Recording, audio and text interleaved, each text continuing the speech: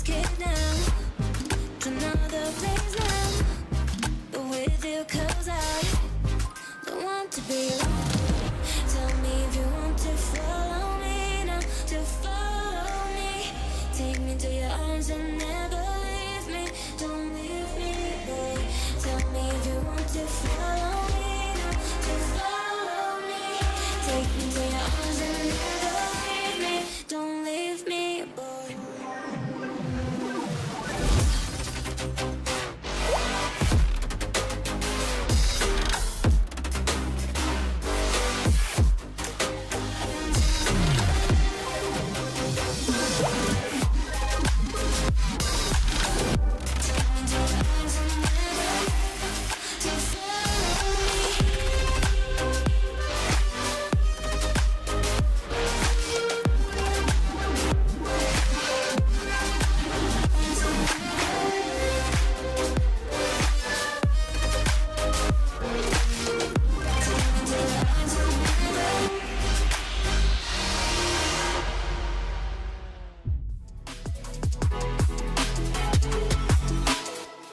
4 French drivers at the French Grand Prix trying to win this on the final lap. The 3 wide again, Guillaume down the inside. Guillaume moves across, they're both in front of Milan and Pouget. But before you know it, we find ourselves here in the very final race of the competition. And then they see truck racing and they think, this is crazy, you know, these are 5-ton machines, 1,200 horsepower brake. Oh, look at that switchback. Oh, he's been looked and it's ready to show off.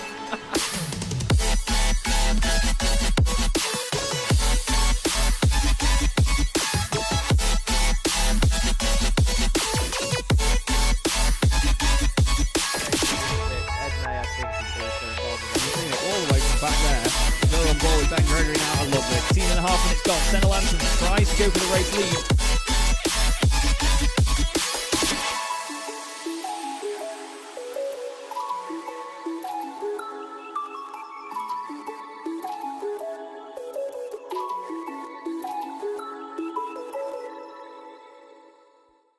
Racing isn't easy, but experiencing it is. iRacing puts you in the driver's seat with the industry's leading sim racing game. Drive on laser scan replicas of the greatest racing circuits from around the world.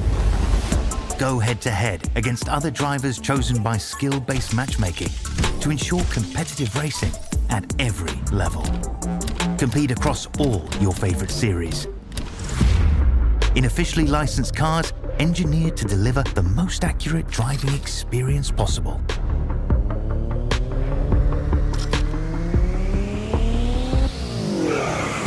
Join a race or host your own with players from across the globe. Race against the computer or in a league with friends. Feel the thrill behind the wheel. Visit iRacing.com.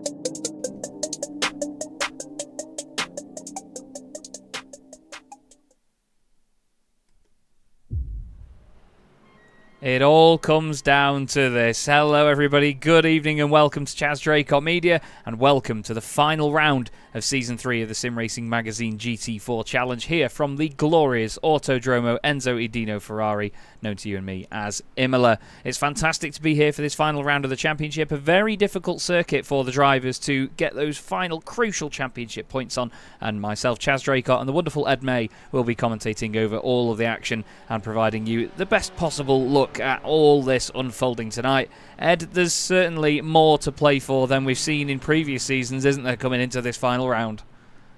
Yes, there is. The championship will be decided very shortly, won't it, actually, Chaz? Because we have a qualifying session, which I think this will be the first time ever where we've seen qualifying determine the outcome of a championship, because that one bonus point is crucial in the fight between Lewis Ward and Niels Kaur, who are currently first and second out on the circuit in practice, but also teams championship blown completely wide open as well, with some drivers missing, others just joining into the server we thought might have been missing but have just made it.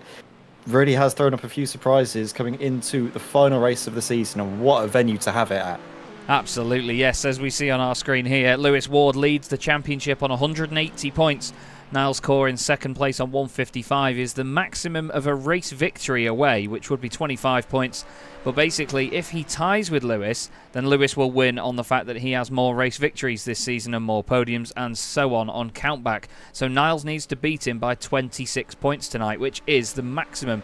But that also means that he has to get pole position. So if he doesn't do that, then Lewis Ward, quite simply, is champion. But behind Niels Kaur is where the main threat is, because 1 point behind him is Dominic Brennan, and then 4 points behind him is Callum Brandt. Callum, one of the drivers that Ed has just mentioned there, actually, that may not have been making it this evening, but he has got in. He's not very well, but he's cracked on with it by the look of it, and he's decided to actually give it a go. Also, Simon Povey not here tonight. James Holman is, and he's going to be looking to try and obviously make it into the session. He's been driving home from work quite late today, so he may not be here, but we know what James is like. He's very, very committed, and I'm sure with the qualifying coming up, he'll be in before it's over. But as Ed also mentioned, the team's championship is close. 8 points between the top three here, Ed, and they've all completely swapped round after the last round as well. They have. It looked to be Yardi Simsports almost sealed after the race at Hockenheim, but then a poor showing, and Spontac CDM Esports getting some good points on the board. Same with Apex Racing Academy as well, has really just turned it all upside down. And now it's RD Simsport that have to go chasing. Spontac CDM Esports have the lead. It's a very slender one, and with Simon Povey not making it here tonight, you'll have to imagine that Dominic Brennan will be struggling to keep the chasing pack behind of Apex Racing Academy and RD Simsport. But of course, the final round of the championship, it's impossible to rule anything out just yet. Absolutely is. There's still an hour-long race to come, and obviously the qualifying session itself, which could be a championship decider. So we'll have to wait and see how that plays into these drivers' hands. But here is your champion-elect. I did basically declare him as champion at the... where on earth were we? At the Red Bull Ring last time out. But it's just one of those things. He was so close to doing it anyway that we basically knew that it was almost pretty much wrapped up and done. So Lewis Ward in car number 1, defending his championship crown and hoping to do that for the remainder of this evening and potentially into future seasons as well. Has his teammate Dan McCauley behind him there on the road, as you can see. Dan will be trying everything that he can to get the best points for his teammate as well, and just provide that little bit of backup. And it's so important to have that sort of quality from a teammate, isn't it, Ed, that can sort of stay with you and score those points with you on a night like this. Yeah, it obviously pushes the both of you to get that little bit quicker when you've got a teammate right up there at the front. You can learn things from one another, feedback to one another as well about how the car's driving. Obviously it's a fixed setup, so you can't change the setup, but you can figure ways around it and how to adapt your driving style to suit the car rather than the other way around in, say, an open setup series. So it's good to have two brains basically banging together to try and figure it out rather than one, especially if they're both on a similar pace like we're seeing here for Apex Racing Academy. Niels Kaur, though, he's still going to be one to watch, and it's going to be exciting to see if he's going to be able to get that pole position to keep the championship alive. It will, of course, then mean all Lewis Ward will have to do is simply finish this final race of the season in the points. You can take things a lot more careful and cautious, but we know that that's not what Lewis Ward will want to do. He'll want to round out the season as champion with a victory. Yeah, he had 2 races so far this season, did Lewis Ward, where he didn't finish on the podium, and they were in rounds 5 and 8. And in round 5, I mean, even then, he was only a 5th place. Round 8, after the incident with Simon, he finished in 11th position. scoring 10 points there. But still, there's plenty for Niles Core to do tonight. Christian Sarut is up there as well, which is lovely to see. Christian's been very, very fast all season in this Mercedes. He's been a great addition to the grid after taking part in the Road America 400 kilometres before the championship got underway. And it's great to have Christian as part of this group. He's one of a number of drivers that will be taking part in the Porsche Club of Great Britain Sim Racing Series, which will be getting underway again in a couple of weeks' time. It'll be very, very quick that team tends to come around. We've got Tom Weston out there as well tonight, one of the other Mercedes drivers. Tom's been getting quicker and quicker all the time. He's been putting in a lot of practice this week for this final round. He's unfortunately not had the points to turn around the deficit of changing cars. He's had quite a bit of bad luck this season, so he's going to be hoping to at least get some on the board and finish off his season with a bit more momentum going into the next one. Yeah, definitely. Obviously, drivers changing around. I believe Tom Weston was in the Aston Martin at the beginning of the season, but then since switched to the Mercedes. Lovely Scallon Pro driving sim racing community livery there. Love the nice sort of metallic, almost matte sort of. It's like a satin sheen, isn't it, to that paint job? It's. I think we were talking about it last time, where they don't go full on with the matte, but they sort of add a little bit of gloss to it that creates what would be a realistic looking sort of paint finish. Yeah. And then we have the RD Simsport cars as well. Christopher Smith, it's another driver that you can't really ever discount from throwing up a surprise here or there. Both him and the RD Simsport boys do like to try alternate strategies, so you might see something coming through here tonight to help them seal the team's championship. And it will be back-to-back teams championships, because let's not forget it was by the slimmest of margins that RD Simsport, Callum Brandt and Christopher Smith won last season, wasn't it, at a dramatic season finale at Catalonia.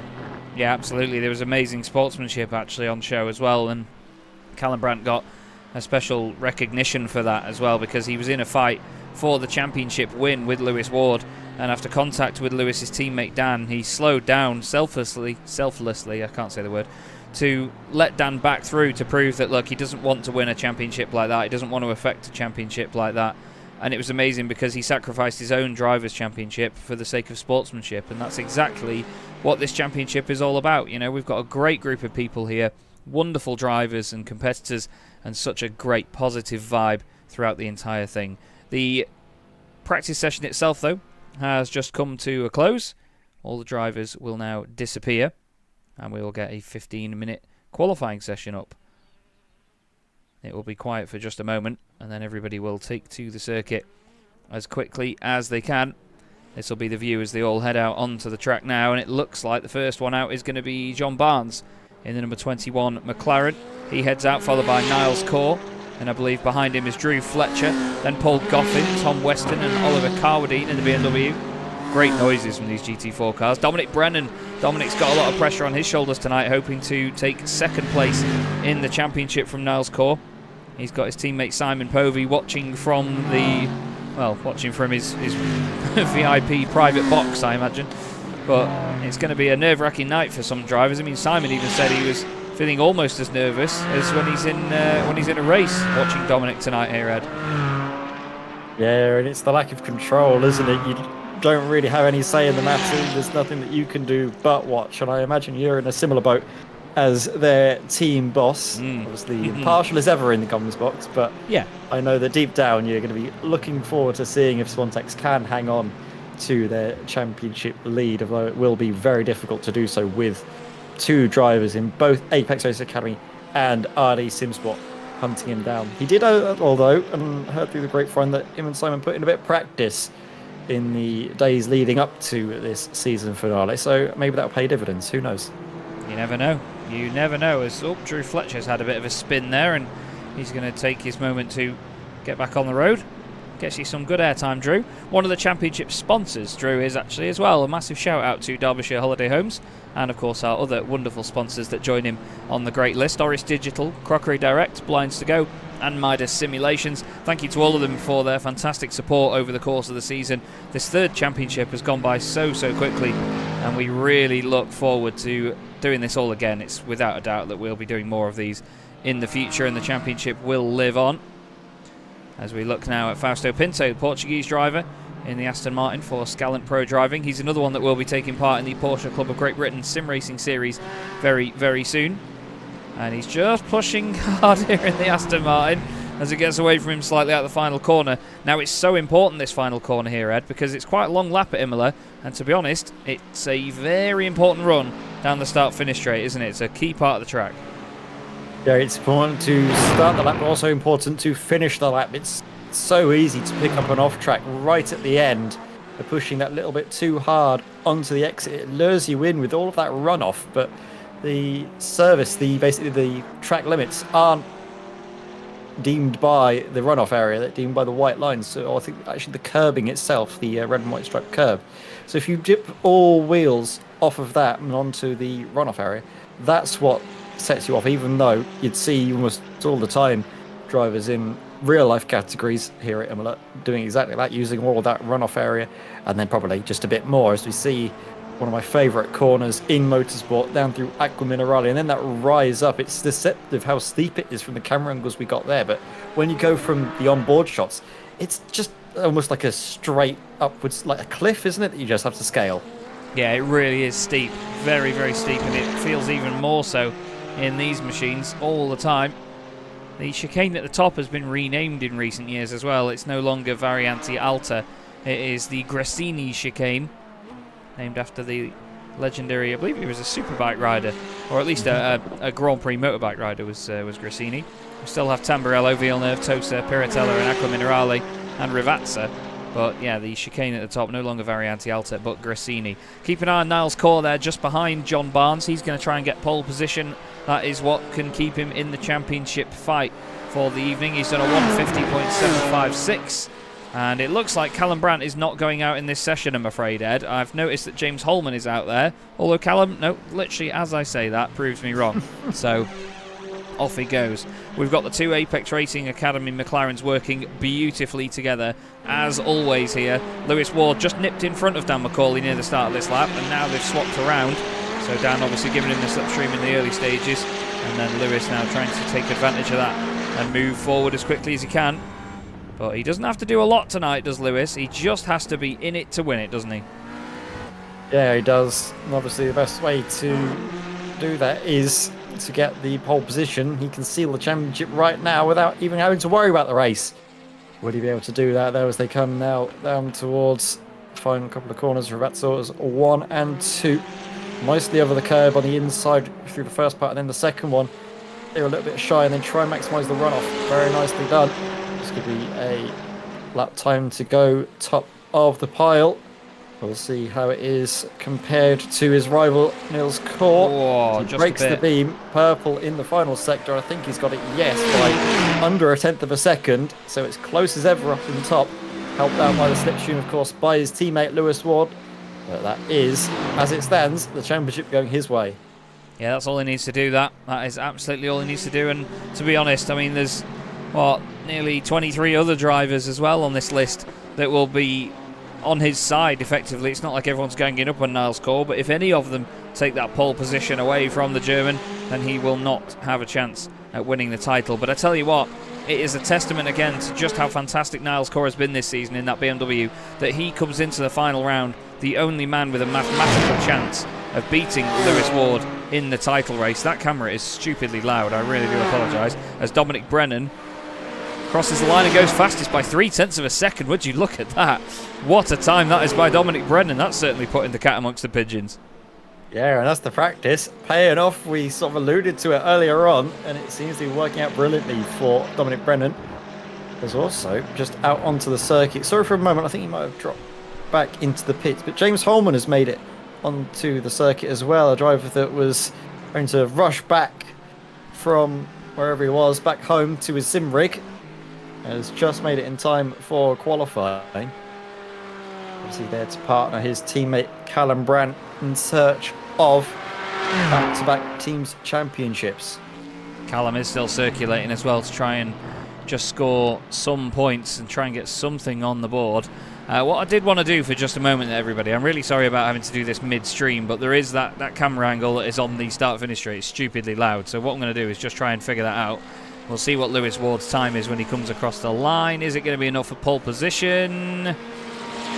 Doesn't look like it at this moment the in final time. sector. Yeah, it went white, didn't it? So I'm just going to quickly bring this up, everybody. We're just going to go back to the thumbnail for a moment. If you please do forgive me for this. Just going to make sure that that camera angle that we've got there is not stupidly loud, because it was ridiculous, wasn't it, before, in terms of how loud it was compared to all the others. I have edited it now and sorted it out, so we will go back to live pictures. I'm very sorry about that, but thank you very, very much. But Lewis Ward not able to get that pole position. Niles Core with a green middle sector here, Ed, but no improvements anywhere else, unfortunately. Unfortunately, so, like you say, there's so many drivers that are ganging up essentially on Niels Core, not deliberately, but Dominic Brennan certainly helping Lewis Ward out with that time. It's such an impressive one as well. Niels Core really needs some slipstream to have any chance of fighting for it, but he's the lone chicane online racing driver, so isn't really able to get that help as easily. No, well, that's it. You know, it makes a big difference to drivers, doesn't it, when they're the sort of lone wolf of their team, let's say, that's representing them in the championship. It's not easy as a driver to be that guy that has to sort of do the job all on their own. There's a number of drivers out there that are sort of lone wolves, so to speak. But there's a lot of drivers out there that also do a mega job as lone wolves, and it shows you just how potent a lot of them are. We've got Heinz Mayer in 15th place at the moment. He's not actually right next to... Oh, where is Ralph Mayer? Oh, he's in 19th place at the moment, is Ralph, sorry. Couldn't see him there because he was in the pits, so I just ignored the fact that there was this grey line of text on the screen. But yeah, the two of them not together at the moment in this session, which makes a massive difference compared to how we usually see them, which is usually right next to one another on the road and in the standings and in the pit lane and all sorts. Ben Gregory going quite well up there at the moment, actually in 8th position. Yeah, Ben Gregory with a very nice qualifying lap there, and it's a McLaren that I wasn't expecting to be so competitive around here, to be fair. It's a car that doesn't like the curbs at all. It's the number one thing that whenever we ask Lewis Ward about his performances out on the circuit, he always says, yeah, the car is either good here because there are not so many curbs, or really struggles because just the amount of curbs that you have to hit, and the car just hates them with a passion. You can see there, though, absolutely monstering over, and I can't imagine it would be too comfortable to do over a race distance, but I guess in qualifying, you've just got to hedge your bets and go for it. Yeah, you absolutely have to. It's one of those sessions where you can't really lose too much, you know, even if you do push a little bit too hard and put the car in the wall, you can always reset and go back out again. You know, you get the benefits of that over a real-life qualifying session, where once the tyres are done, you know, you've got to come back in and there's a big hassle. You can just pull the car over to one side and then that's that, really, at certain times. But the McLaren seems good over those curbs at points and not others. Christopher Smith just going down the start-finish straight now into turn 1 with his teammate just behind him on track. That's Guy Edwards, who's currently in 9th place. Callum Brandt moves up to 5th, so for a man that's not very well, he's still going very well at the moment. Rob Sutherland crossed the line a moment ago, team boss at RD Simsport, racing under RD Simsport 3 this week. Tom Weston up there in 8th place now, actually, amongst the guys. He's in between Christopher Smith and Guy Edwards. That's a fantastic time by Tom. Really good stuff. Yeah, really nice. He was talking about even trying to get some points on the board. It's looking good if he can convert this qualifying performance into race pace. Say, I've been the victim of some rotten luck, but I can still remember that titanic battle we saw at Jerez between himself and Ben Gregory, and they're only, 2 positions apart from one another. You could be seeing, round 2 of it this time. Yeah, absolutely. There's certainly no reason why not. But Tom doing a great job up there at the moment, even receiving praise in the chat from Simon Povey, man himself, Season 1 champion of the Sim Racing Magazine GT4 Challenge. Another driver that's come into the series has been really strong is actually Oliver Carwadine. He's been consistently scoring points so far through his championship campaign since he joined at the first round was Manny Core for him, I believe, in the first half of the season. And Ollie's really been embracing the spirit of the championship and treating us to lovely BMW-based liveries every single time that we see him on screen. I've not actually got a different one loaded for him this week. I'm not sure if Trading Paints hasn't updated or something, but at the moment it's not looking like a different one for me, but we'll see whether that's going to change. But Dominic Brennan, currently fastest by 3/10 here, Ed. It's a fantastic margin to have around a place like Imola. I mean, it's a long lap, so you can expect the gaps to be slightly exaggerated, but I mean, compared to what we... Oh, okay, Dominic. compared I think I know what was going on. He saw who was behind him, and it was Lewis Ward. that Didn't want to give him any more help. extreme measures, wasn't it?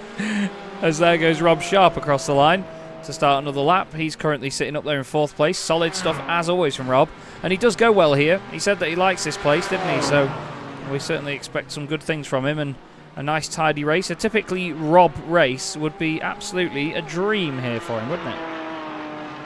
Absolutely, and one of those, under the radar performances, picking up some good points, exactly what he needs to round out what has been a fairly understated season for him. I think this was the season I was expecting Rob Sharp to really sort of explode onto the scene, but I think it's the presence of a lot of newcomers have almost stolen the spotlight away from Rob, and he's been having some really good performances that we just haven't properly taken notice of.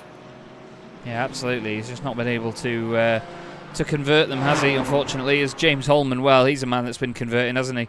certainly a star of this season for me is James. A really good laugh as well. Lovely bloke. Just with some of the worst internet in the world. But yeah, he's really been a shining star of this championship so far this season. And I'm excited to see what he makes of the final round with that extra bit of pressure on him for the fact that RD Simsport could take the team's championship away from one of these guys, the Apex Racing Academy drivers. Dan McCauley crosses the line, improves, tenfold, goes up into 4th position. Great time by Dan. It didn't look like fantastic on the sectors themselves because only 2 of them were green there, Ed, so surely one of them on previous laps was costing him a lot of time. Must have done, yeah. It's difficult to know which one exactly that was because I just missed seeing all the sectors coming through, but still a very good time for Dan McCall. Exactly what Apex Racing Academy need is to have their 2 cars close together, because at one point, I think just before that lap came through, was he 8th or 9th? Really not at the same place that we were expecting him to be. So now that he's got his teammate basically going to be directly in front of him as they start the sort of half of a parade lap before they get underway, will be very beneficial, because then Lewis can essentially just say, right, I'm stomping on the throttle, you stomp on the throttle at the exact same time, and we'll just try and get it timed right. Christian Saruta crosses the line in a slightly different livery, to say the least. This wonderful D2 branded livery. It looks very similar to the Mercedes that races in the British GT Championship at this current moment in time. Reminiscent of one of the, I think, is it one of the DTM cars? Yes, the old from CLK. Back in the 90s, wasn't it? CLK. Well, it was the CLKs from the early 2000s ran the D2 livery as well, and then the CLK GTRs ran them in the FIA GT1 World Championship as well. The D2 Privat liveries, always a stunner. Oh yeah, they were some machines, they were, weren't they? Absolutely, they were. Christopher Smith is a machine at the moment because he's done a purple first sector here. Looking at the drivers that are improving, Lewis Ward has done a purple sector too, but I don't think it's going to be enough for pole because there's no other green sectors. John Roberts has also improved on the current sectors that he's done. He's in 17th place at the moment, so we'll wait to see him across the line. Lewis is clearly still happy with this lap though. Crosses the line with a purple final sector, and is that enough? Well, he's gone second fastest by 20 thousandths of a second as well, but it is going to be enough to declare him officially the champion of the Sim Racing Magazine GT4 Challenge for the 2nd season in a row, and that definitely buries it now. Unfortunately, Niles Corr not able to get pole position in qualifying. It's going to go the way of Dominic Brennan for Spontex CDM Esports Scourers. Sure. I thought Christopher Smith is on a lap, isn't he? Going to get across the line. He might be able to take it with that purple sector. Oh. He's... oh, hang on. Sorry. Signature Dominic Brennan bash into a wall, I think it's fair to say. He did it at Spa and now he's done it again. You're absolutely right there. Christopher Smith is on a lap, but it's not showing up on the bottom of our screen yet. Does John Barnes improve? Yes, he goes 11th fastest. Where is Christopher Smith on this graphic? No, he has completed said lap and not improved high enough to go past 10th position. It was a 2-minute 1 lap, so I don't know where all of that time went. No, purple first sector, and then the rest were improvements, but not a clue. Not a clue, unfortunately. Drew Fletcher has just crossed the line and had contact with the wall. That was James Holman just going through as well. But that does mean that Dominic Brennan is going to take a point for pole position here at Imola.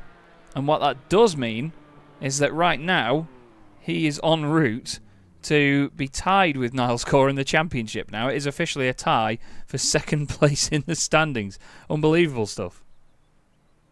This is incredibly close in the drivers' championship for second place. I'm just trying to work out what the order will be in the teams' championship if qualifying is basically the same result as the race, because I think at the moment Apex might just take it. Yeah, I think with Lewis Ward in second place and Dan McCauley there in fifth place, you'd be looking at, 22 and 16 points. So you'd be looking at 41 points for them, which would mean by 11 points, Apex Racing Academy would take the title. So not only would they have Lewis Ward confirmed as champion tonight, but you would also have the team themselves as teams champions. And we were talking about this before we went live, in fairness, Ed. They're one of the most deserving teams, if not the most deserving team, based on how it all went pre-season for them, and the fact that they've been able to, come back from just missing out on the championship last season to be right up there now. It's definitely something they deserve, isn't it? Oh, absolutely, no words about it. They have been just the team all season long, and there is no greater reward from that than to obviously take the team's championship. So hopefully, whichever way it goes, it's a good, clean fight up until the very end, because it's as close as ever. It's just so difficult to separate them at the moment.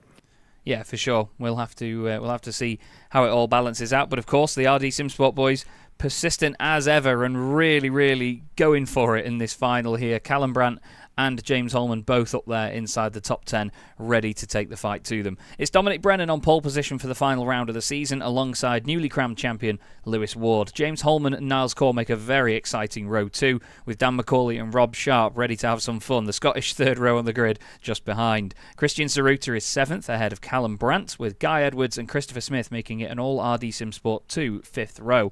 John Barnes is 11th, ahead of Tom Weston with that great 12th place in qualifying, considering the calibre of the grid this season. That's fantastic. Paul Goffin next up in 13th, ahead of Ben Gregory in 14th. Mark Johnson and Oliver Carwadine share row 8, ahead of John Roberts and Heinz Mayer. Martin Kenyon is 19th, with Rob Sutherland rounding out our top 20. Then we have Ralph Mayer and his Orris Racing stablemate Kim Such for Orris Racing Green. Philip Hopley is next up in the Mercedes alongside Fausto Pinto in 24th, and then the back row of the grid, a full SRM Racing Team affair with Drew Fletcher in 25th and Andy Marston, the boss man, in 26th. So Ed, you know what I'm going to ask you, don't you? Any guesses? Who's going to win the team's championship, or who's going to win the race? Who's going to win the race? Well, Don Brennan's been putting in the practice, and I think now is the time to turn that into a victory and then leave it up to Apex Racing Academy to try and pull a rabbit out of the hat to best him in the teams. Well, Dom's been urging to get a win all season, and we've seen him win in this championship before. He had, I think, 2 or 3 victories by the end of the season. He's won here before in this championship as well, from way back in Season 1. But it looks like it's about to be go time. Look at the top 6 all glued to each other as we come rolling up to the start-finish line. And for the final time this season, everybody, hold on to your hats, because as we get to the line, it's going to be round 10 of the Sim Racing Magazine GT4 Challenge, and it gets underway now with Dominic Brennan leading the field away, Lewis Ward, James Holman and Niles Corr behind. Just listen to this lot.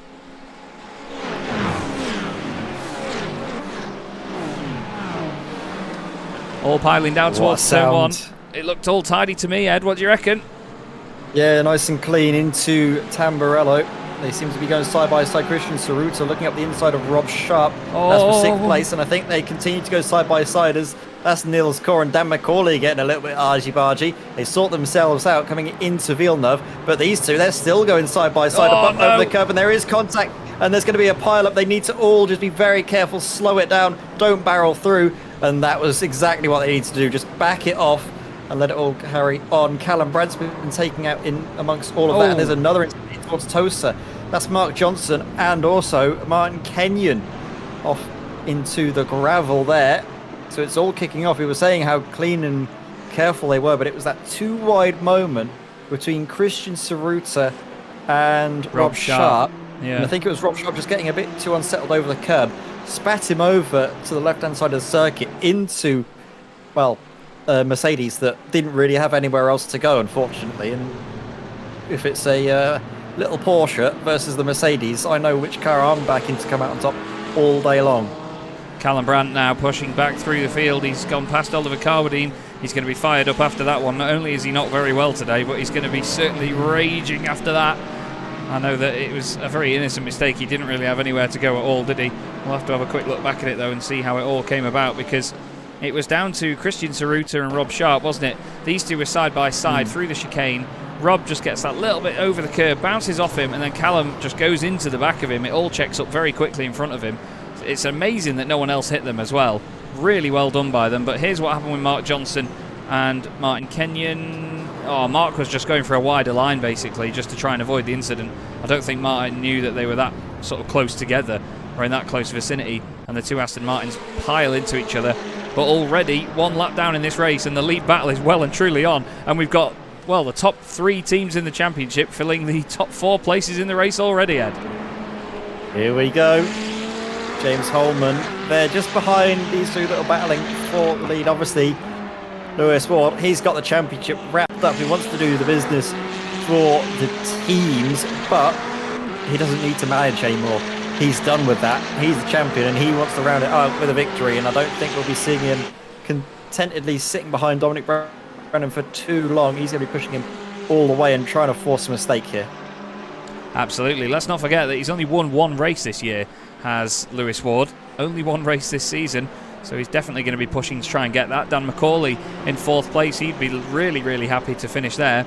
He's helping out his teammate, if anything, right now, because Niles Core cannot win the title, but just holding on to these teams' championship points is so important for them. We'll keep our eye on Callum Brandt as he makes his resurgence through the order. He's down the inside again, up to the Grassini chicane.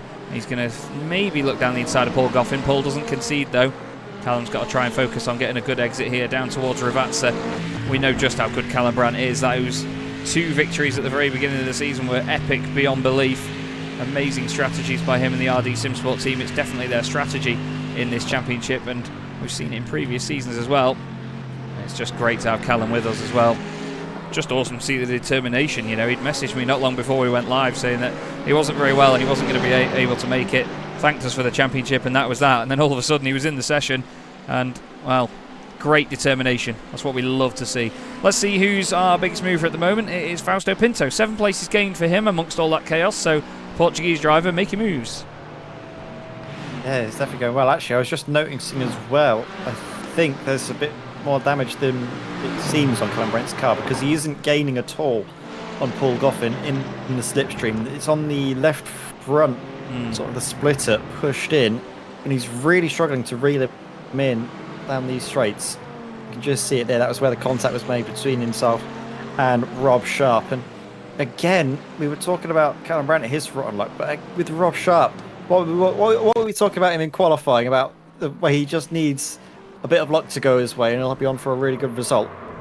Unfortunately, not the case as Mark Johnson. His evening just seems to be going from bad to worse. Luckily, it doesn't find the one spot where the tyre barriers end, so that might have saved a little bit more damage than would have been coming through for him. Through the corners, Callum Brandt seems fine, but it's just on the straights where he has no legs whatsoever. Oh, Paul Goffin's gone a little bit deep there, though, on the exit of Aqua Minerale up towards the chicane. And if anyone can wheel a car that's not quite working for him, we know it's Callum Brandt. He's certainly had some damaged cars in the past that he's had to deal with, and certainly managed them very, very well. Here's Tom Weston. He's dropped down a little bit from where he started. He qualified 12th, but I had that little moment earlier on. He gained a few places after all the chaos near the start, but has now had to work his way back up the order to try and get through once again. Callum Brandt has now overtaken Paul Goffin just ahead of all this. He's gone down the inside into Rivazza, gets the job done, and his next target is now going to be Ben Gregory. Back to the front, though. Here it is. Dominic Brennan, Lewis Ward, James Holman, Dan McCauley and Niles Core still behind. Then Christopher Smith. Look at this. Big gap back to these guys. Christopher Smith, Guy Edwards and Christian Saruta. These guys had an epic battle at Spa-Francorchamps, didn't they? And they've got John Barnes in the picture now as well to just keep an eye on things and watch over proceedings. Oh no, there goes the proceedings as Guy Edwards goes off. Deary me, Chaz, you've got the curse of the commentator here. The final round, it switched over. It's just gone complete spot. Before you were talking about it being a nice clean race, and then the incident into Villeneuve, and this time, all of a sudden, it kicks off into Tamburello. Well, unfortunately for Guy Edwards, it was a rife commentator's curse right there. I do apologise to Guy and to RD Simsport.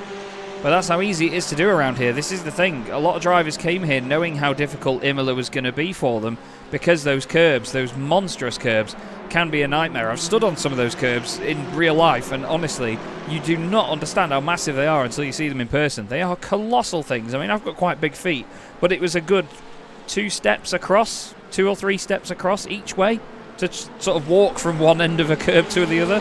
It's remarkable, the size of those things, really is. But obviously, when you see cars bouncing over them like this, you don't really see the sort of size of them. You don't get the context. There's been an off further back as, oh my goodness me, Rob Sharp has had a monster accident there by the look of it. Him and Martin Kenyon have both been off at the same time, actually. Martin's had his off there, while Rob's... Oh, he's got no rear wing already, actually, is Rob. I thought there was more of an incident involved in that. But unfortunately, the Orris Racing Porsche definitely looking worse for wear right now. The low drag setup not working wonders down through Rally, it seems. Just look at this up the inside. Lewis Ward going for the lead of the race. Dominic Brennan has to give room. He does, and it's just enough to hang on. And now look at this, James Holman. He can see a run down in towards Villeneuve. He needs to be cautious to not get carried away here and not get involved with these two's fight and get caught up. As now, look at this, he's trying to cheekily go through on Dominic Brennan as Lewis Ward into the lead of the race. And all of a sudden, look at them, they're squabbling away, and that's giving Lewis Ward all the space he needs to break away. Contact there, James Holman and Dan McCauley trying one around the outside, not coming off. Now, Dominic Brennan, just focus on keeping up with Lewis Ward. Don't worry too much about defending, because I don't think James Holman's going to want to fight too much more and lose a chance at the race victory. But look at that. That was a really measured move by Lewis Ward. Yeah, he really went for that one, didn't he? He really pushed the boat out there. It was great to see how close they all were coming out of the first couple of corners, but Lewis put it down the inside. Great respect from Dominic as well.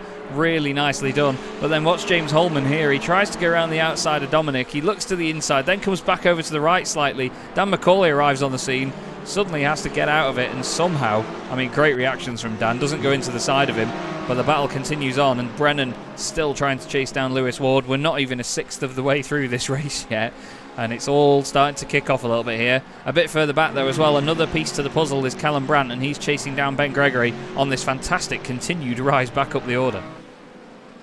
Someone needs to let these drivers know that there's 50 minutes to go in this race still. They're acting like it's the final 5. It's absolutely madness out at the start of this first stint here at Imola.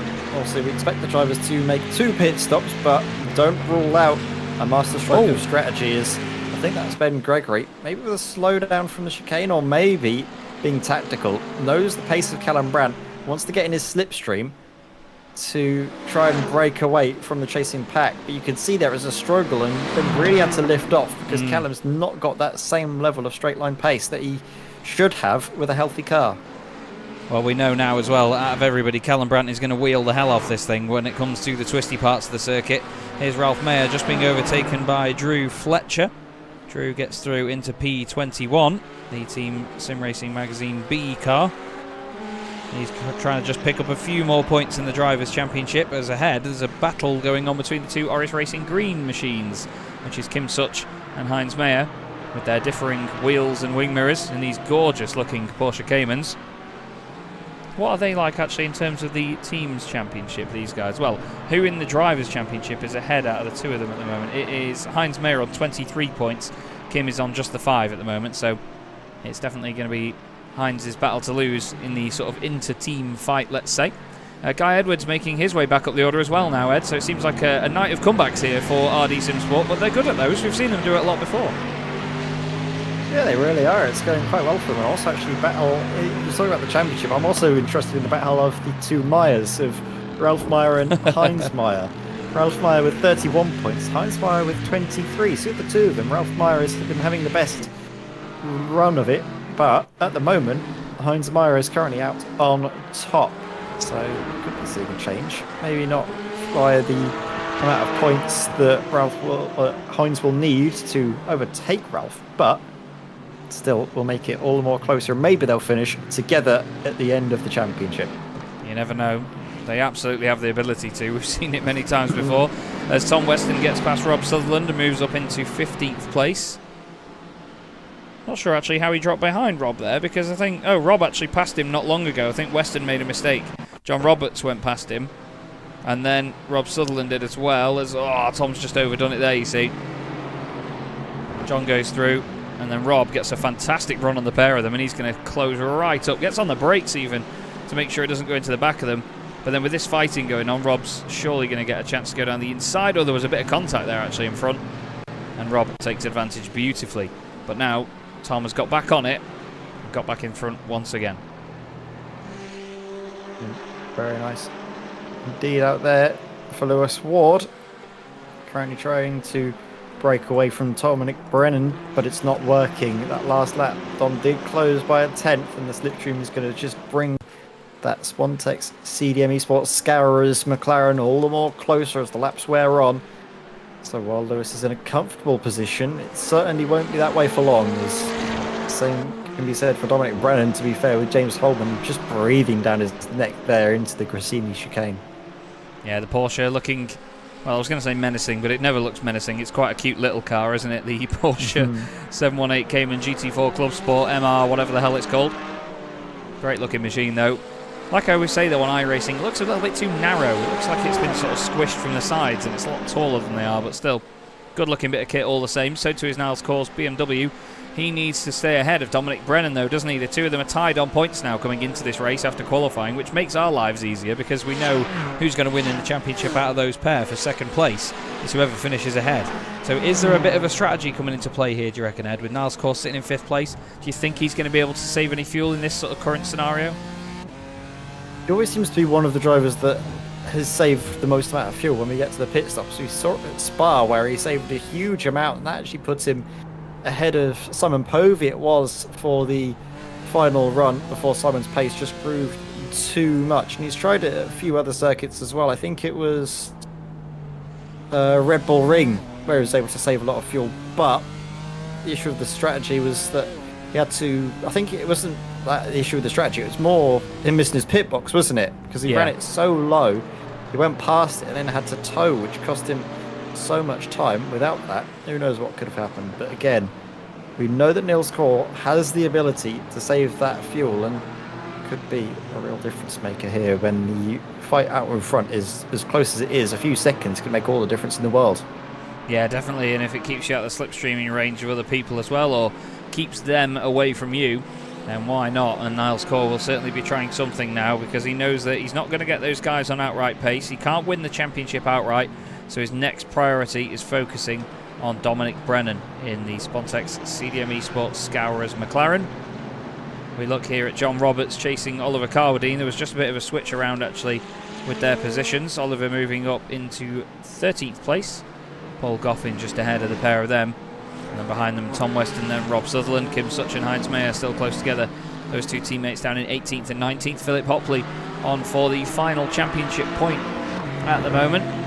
Philip's not scored any points so far this season, actually, so that would be his first championship point in the last round. A great time to do it, to be fair, so hopefully for his sake we can see some points on the board. As here's now what is a two-car battle after being a little quartet earlier on. Christopher Smith with Christian Saruta right up his exhaust pipes. Yeah, there was a bit more of a bigger fight. It's just a pair of them now all on their lonesome. But still, that doesn't mean that the fight won't be any less intense. Just look at that over the curbs. The Mercedes really nice and strong. Looks a lot more stable and planted than the BMW up ahead of Christopher Smith that was having to fight it a little bit more into Villeneuve. So of the two, it seems like Christian Saruta has the pace, but might be content to sit behind and save the fuel. Dan McCauley, I think, has dropped back just a touch from James Holman. And is this potentially a strategy call to keep Niles Corr away from Lewis Ward, obviously with the fuel saving? Yeah, potentially so. I mean, you never know really, do you? That's the thing. These drivers are very good at sort of showing us how it's done with fuel saving sometimes and then fooling us when we think they're saving fuel and then they're not. So we'll have to see what happens with the remainder of the race, I guess, from some of these guys. I've had some sort of warning that Twitch has gone down for some reason on my channel, but it says that it's still live on Restream. Apologies everybody if it has gone down, but if someone could confirm for me, that would be great. There was an issue a while ago with Twitch while I was doing Formula 1, and apparently it was because of the fact I was streaming it all at the same time, but it seems to have been working again recently, so I'm not quite sure what the situation is there. Anyway, these two gorgeous Porsches are right together on our screens. 222 and 61. They're just having a bit of fun here, aren't they, really, Ed? At this point of the season, that's just what it's all about, isn't it? Everyone's out here to enjoy themselves for the last time this season.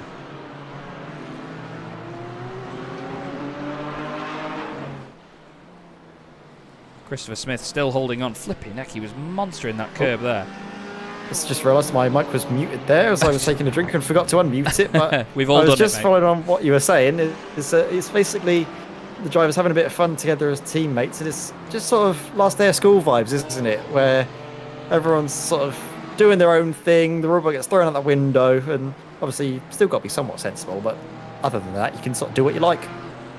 Yeah, absolutely. I wouldn't throw it completely out the window, otherwise people are going to get told off. But you're absolutely right, though. You know, last day of school vibes are always the case in a championship like this. And right now, Christopher Smith, the man just in front of Christian Saruta. Two of them glued together in very, very different machines. It must be said, the Mercedes, a long, low, flatmobile, while as the BMW is this humongous, long, tall housing estate of a GT4 car. Bouncing around like mad, though. It's incredible the sort of body language and the character that BMW shows off around a circuit like this. It's very, very playful and lively with these curbs. Christian Saruta's got a great view in front of him, though, at this moment in time, and he's just here to score some good championship points to end the season. Dan McCauley's got the sort of opposite problem of having to look around the tower block. He's got the angry-looking tower block chasing him down. Niles Corr currently second in the championship, but as things stand, he's going to be dropping down to third in the championship due to this man here. Dominic Brennan doing everything in his power now to try and win this race, but second place will be enough to give him second place in the championship. Yes, it will do. And it might not be enough to give Spontex CDM Esports their team's championship victory, but it's still a good effort. And if he can get that race victory, it will certainly mark him as one to watch for next season. Both if himself and Simon Povey are pairing up for season 4, they could be favourites, you know. Obviously, Lewis Ward and Dan McCauley will be strong as ever, and you actually see Dan McCauley having to defend a little by Niels Corr. And I'm thinking that it's a strategy call. This is to keep Niels Corr at bay because he doesn't want his fuel strategy to interfere with Lewis just pushing and pushing away. Yeah. The more time buffer, I think 3 seconds worth of cushion. Yeah, you need that little bit of a buffer, don't you? Just a couple of seconds. Well, actually, is that maybe Dan is not aware of the championship situation, is just doing all he can to keep Niels Corr away from Lewis Ward because he thinks that could be important for the championship. Very true, yeah. Very, very true. I think Dan does know the situation because he's a good boy with the maths like that, bless him. This was Kim Such getting past Fausto Pinto. The two of them side by side into the hairpin, and contact there between Philip Hopley and Heinz Mayer. Don't think that Philip expected Heinz to come back to the inside like that. He now moves up another place into the point scoring positions, but the most important ones are the ones at the very front, I'm afraid. 39 minutes and change left to go in this final race of the season here at Imola in the Sim Racing Magazine GT4 Challenge. And the battles are well and truly on here, Ed. This is not a sedate final round by any stretch of the imagination, is it? Alan Brandt first into the pits, and you'd expect that with the damage he's been carrying, wants to get that repaired as soon as possible. Get a nice fresh car to properly attack into the final stages of this race. Pops into his pit box. No movement needed forwards or back, so no time lost. Looks to be all right. Fausto Pinto also actually coming into the pits. That potentially is a response to the sort of bit of battling that we saw him involved with earlier around the Myers and Philip Hopley. Might have been. Yeah, potentially so. I mean, we often see that a few drivers near the front of the field don't like to get caught up in battles and not held up as such, but you know, if you do find yourself battling, you know that in the long run you're going to be losing time. So some drivers really don't want that, so they do back out of it and make sure that they don't get stuck in any nonsense like that. We're going to cut to Drew Fletcher, who is apparently off the road here. That looks like it's Tamburello, the first couple of corners, as Callum Brandt's going to go on through with no interruption. But Drew, unfortunately, going off the track, on the track, off the track, and on the track again. Maybe a bit too hot into here. Oh, just a bit too hot in, and then clips the curb. It bounces one way, then the other. And he's on the apex there, so I think... quick thinking by Drew. I like that. Reverses out of the way as quickly as possible, because at the end of the day, if there was a car coming, he'd see it, because it would have been right in front of him. So he's gone backwards to make sure that he can go the right way and get out of the way of anybody that is on the approach. But he's all good. No leaders in the pits yet here, Ed. They might go for another couple of laps yet, probably get to around about the 32, 33 minute mark, I would imagine. Imola's a circuit that isn't massively heavy on the fuel. It tends to run through the tyres more than the fuel, just because of the high-speed, high-load corners. Although the track temperatures are a bit cooler. We're used to seeing temperatures sit around about the 40s at this stage of the season. Obviously, we go from, or at least try and get to as close as possible with the in-sim date to the real dates, which has been in the summer season. Track temperatures are a little bit hotter than they would be in, say, the autumn or winter. Yeah, it should. I've seen some of the cars come through, haven't they? We've seen some cars like the BMW, like the Mercedes, like the Porsche, sort of get one over on the favoured car of the McLaren. It should have been the actual real date. That's what I said it has. But there was, for this session alone, because it was further towards the end of the season, we like a bit of a lower light setting for a bit more drama at the end of the season, so it is a little bit later into the afternoon in these ones. And it's gone into evening time now. I think the race session itself started about 7 o'clock. So, well, that's in sim anyway. As you can see on there, it's now 25 past 7 in the sim. But it should have been August the 15th, 2023 on the actual date. So, not quite sure what's gone on there, whether I've just clicked 15 and that's done that. Still, Drew Fletcher and Andy Marston in the pits. Martin Kenyon, unfortunately, not having the best of evenings. He's out of the race and says in the YouTube chat, what a disappointing last race. And absolutely indeed, not an easy one at all to finish your season with. And the thing is, as a driver, Ed, you've had it yourself where if you don't finish a season with high momentum, it's very difficult to sort of pick yourself up, dust yourself off, and come back again with a positive mindset. Yeah, it is incredibly hard. And I mean, that's why I, after season 1, missing out on the championship, decided to pack it in and get in the comms box. It's more just about having the mental game to think, can I do it again? Can I go through all of the heartbreak and joy and contrast emotions over the course of a season and do it all again? Or do I just want to rest? And for these drivers, they don't know the meaning of the word rest, do they? They just want to keep going and keep going. So you can guarantee as soon as we finished here, the very first question that we asked is, when are we doing the next one? When is it? And at the moment, sadly, we don't really have any answers for him, but we'll be cooking stuff up in the background, that's for certain, as the cars come out of the pits. And James Holman ahead of Lewis Ward, so he's been able to save the fuel. The Porsche, economical as always. Absolutely is, and he's got quite a decent gap as well, 1.4 seconds by the time he gets into the break-ins over turn 1. Dan McCauley has actually lost out a little bit and has got Christian Saruta right up behind him now. He's moved ahead of Christopher Smith by quite some distance, but his pit stop was 14 seconds long, and Christopher's was 19 seconds long. So there is a big difference there. Both of these guys, I mean, Christian's actually gained 10 seconds on Dan in the pits, so that's made a hell of a difference there. But it's just those little moments, isn't it, that can really shake up a race, because one driver from one battle could end up sort of interfering with another driver, and then that's it. Yeah, exactly. That can all of a sudden have a big impact on the championship. We hope it won't come down to that, obviously. It will just be a fight between the drivers involved in the battles. There's no third-party influences, but it's so difficult to predict these things before they happen. Looking at it as it stands, I believe Apex Racing Academy will still be teams champions for the second season in a row. Just do some math to try and calculate this, because of course Nils Cora has come into the pits, which will change the numbers around just a little bit.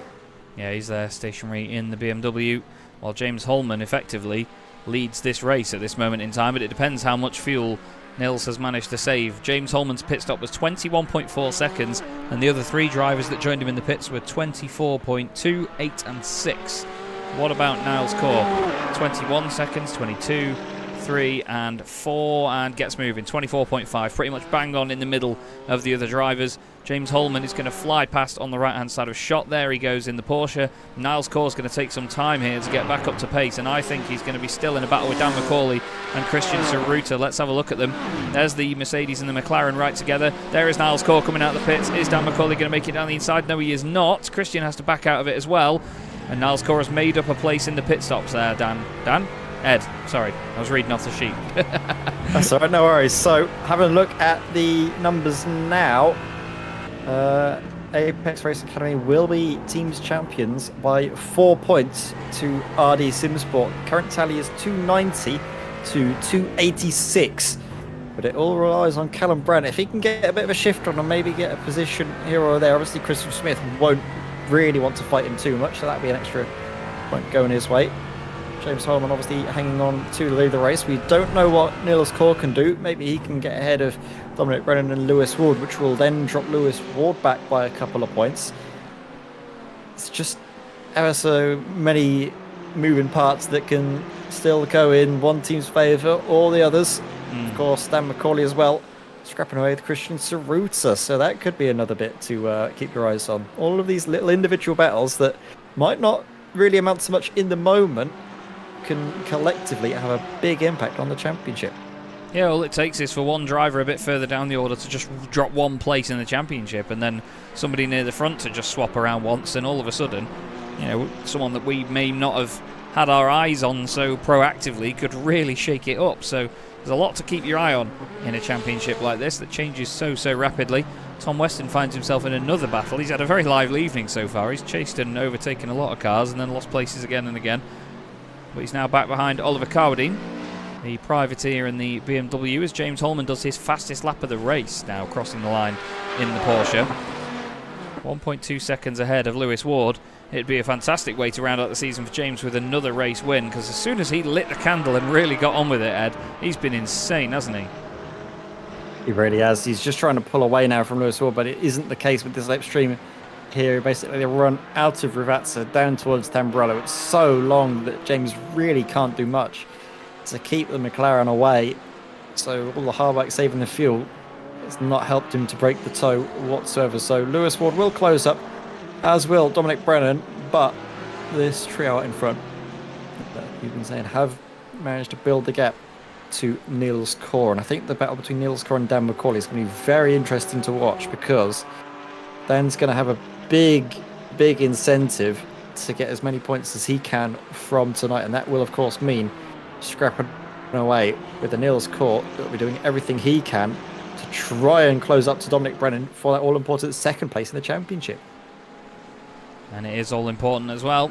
Plenty of points on offer here, plenty of points that can shift around with just one little misjudgment, one little miscalculation from any of these drivers can make such a difference. It's a shame that the battles have spread out that little bit, but what's intriguing about that is that they've all ended up with different people in each of them now. It's like they've all sort of swapped out and said, right, you go and battle this guy for a bit, I'll go battle this guy, you know, we'll all swap around. Rob Sharp has just overtaken Ben Gregory after Ben had a little moment off track here, Ed, just off our screens. A little bit too hot into Tamburello, to say the least. Well, we are a little bit. Does the smart thing not to turn in. Basically goes straight across the gravel and allows Rob Sharp through, because if Ben was trying to make that corner work and he hit that curb, it would have almost certainly have meant Rob Sharp would once again be involved in an incident which he could certainly dearly do without. Yeah, that's it. It's those little moments, again, like I say, that can really affect a driver mentally over the course of a race. If you just make that one mistake into turn one, not only will you be frustrated with yourself and sort of annoyed that you've made that mistake, and that obviously heightens the fact that it could happen again, but you'll then be scared of going into that corner every time in case it does happen again, in case you do overstep the mark, in case the car just doesn't brake as it usually does.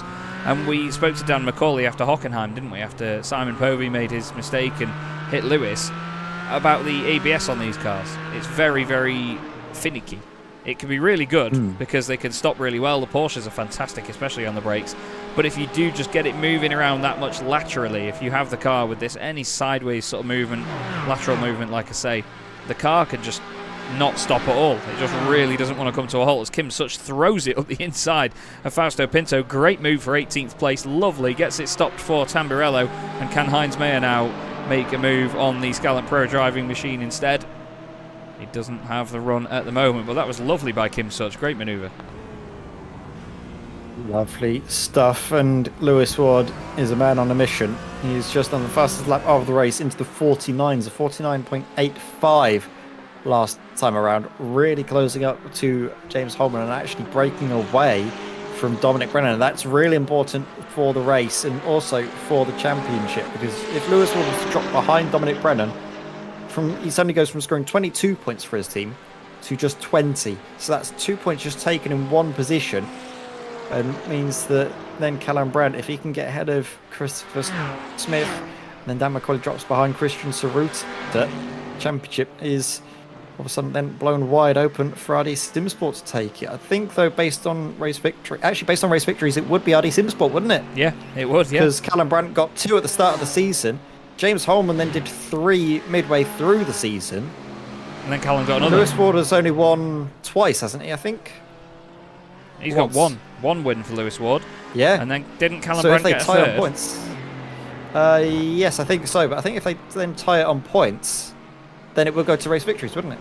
Yes, RD Simsport would win it. And that, again, would be a ridiculously close way of rounding out our championships here in the Sim Racing Magazine GT4 Challenge. It's something that these lot are very, very good at, is leaving it right down to the finest of details. But if it literally comes down to a tiebreaker for the team's championship, considering how many points are on offer here in a season, that would just be amazing. Absolutely remarkable. And again, just shows how the calibre of this championship continues to rise and rise, and the level is just getting better and better all the time. And you know, there's never a race that we go into where we know who's going to win. It's great. It really is entertaining. Absolutely. Callum Brandt's certainly doing his part for the team. He's really closing up to Christopher Smith.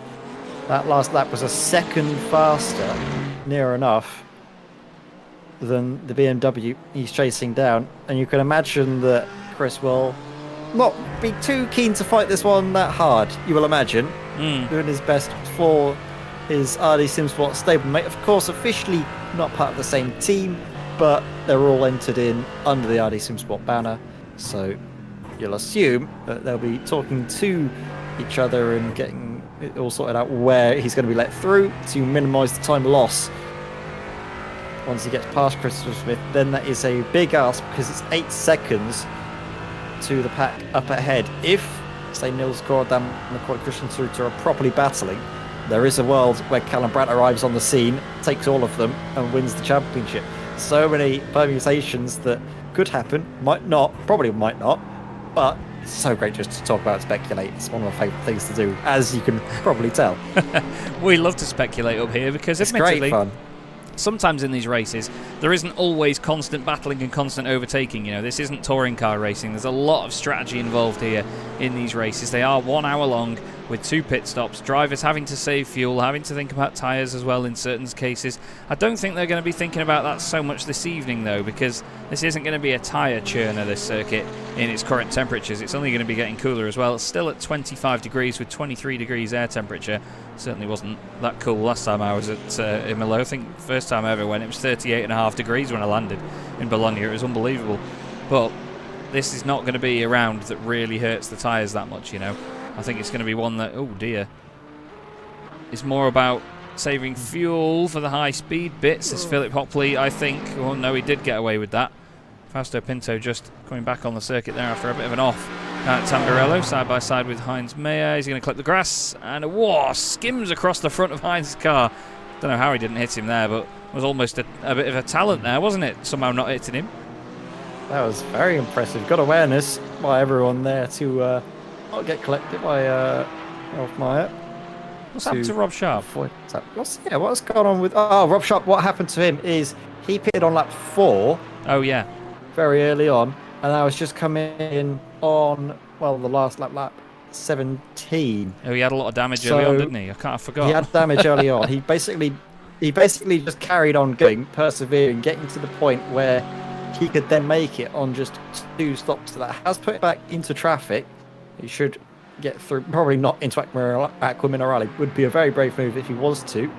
But will instead just look to pick off, well, Fausto Pinto like that. So Rob Sharp now up into 21st place. 1 position shy of the points. But we'll expect to see him maybe with the top 10 finish should his pace carry on the way it's been going. Because now that he's got a fully repaired car, he's getting back that pace that we saw in qualifying, which is great to see.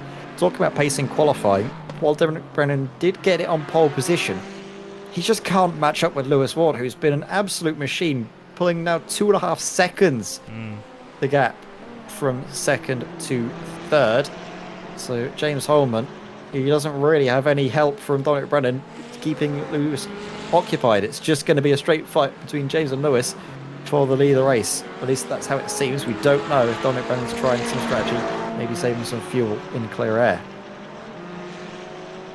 Yeah, it's interesting, isn't it, to see that these drivers can just sort of turn this pace on. That's what I love about the sort of calibre of drivers that we've got in this championship. They just manage to turn it on when they need to.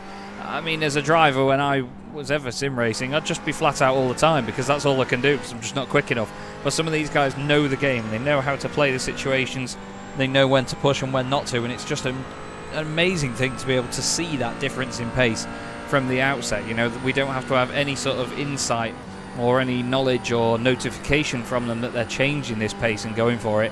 They can just manage to do it. I'm afraid to say Philip Hopley, who was on to score his first championship points of the season, has had an off here and given that final points place to Rob Sharp. Christian Ceruta's just come into the pits as, oh, dearie me.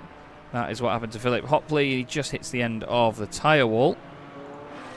This is Christian Ceruta coming into the pit lane. And I'm not quite sure what's happened here, but he's gone to the top of the timing sheets. I think that may be because we went to a replay while he was still partway around a lap. It does that sometimes, so please do give it time for it to sort itself out. He's on his way back out the pits now, and there you go. As he crosses the start-finish line, it then figures itself out.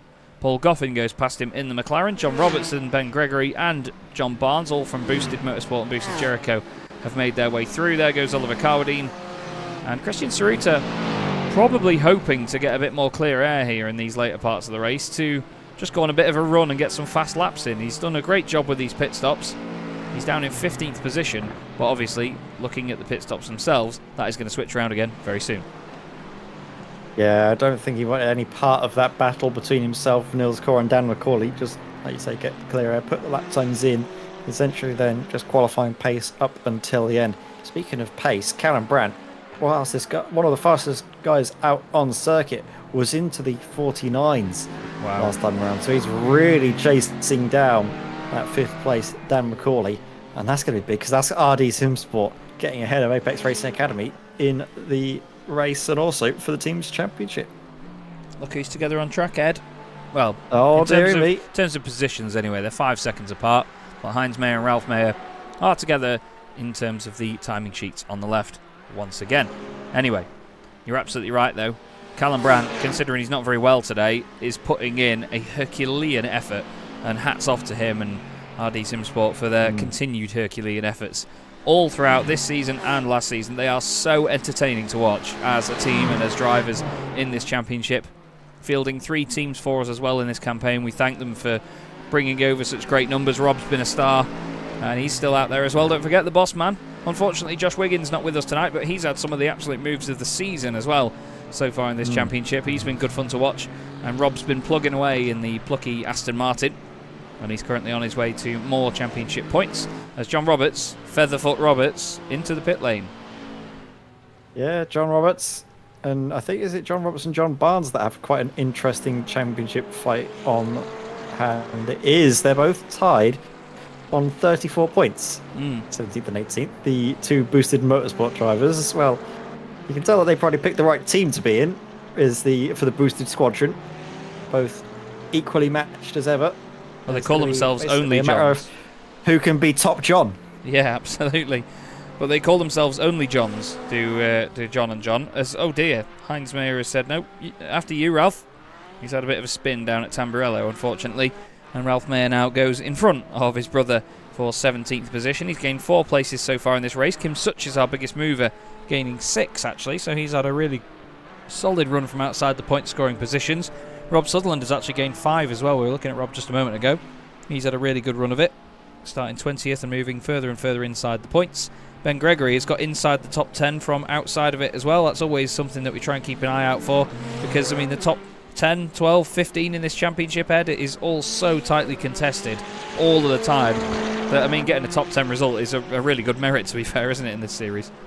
Yeah, definitely. If I was racing now, I'd be over the moon with a top 10 result, because, let's say, the levels have just gone so much higher. And even though I was up battling with Simon in season 1 and there was some of these drivers racing along with me at that time, they've gotten so much faster that I'd probably struggle to race and get ahead of them, because it's just a testament to the championship that we've sort of... I don't want to take too much credit for it, because it's been all down to the drivers, really, but we've just, I guess, been able to nurture and facilitate all of this to come to fruition, which has been absolutely wonderful. As, again, you mentioned about Ralph Meyer and Heinz Meyer. I also want to mention Kim Such, actually, in all of this, because he's continually in the mix, and it's usually the Orris Racing green cars that we see on track together. That was nose to tail between himself and Heinz Meyer, obviously before Heinz's little spin in towards Villeneuve, or Tamburello rather.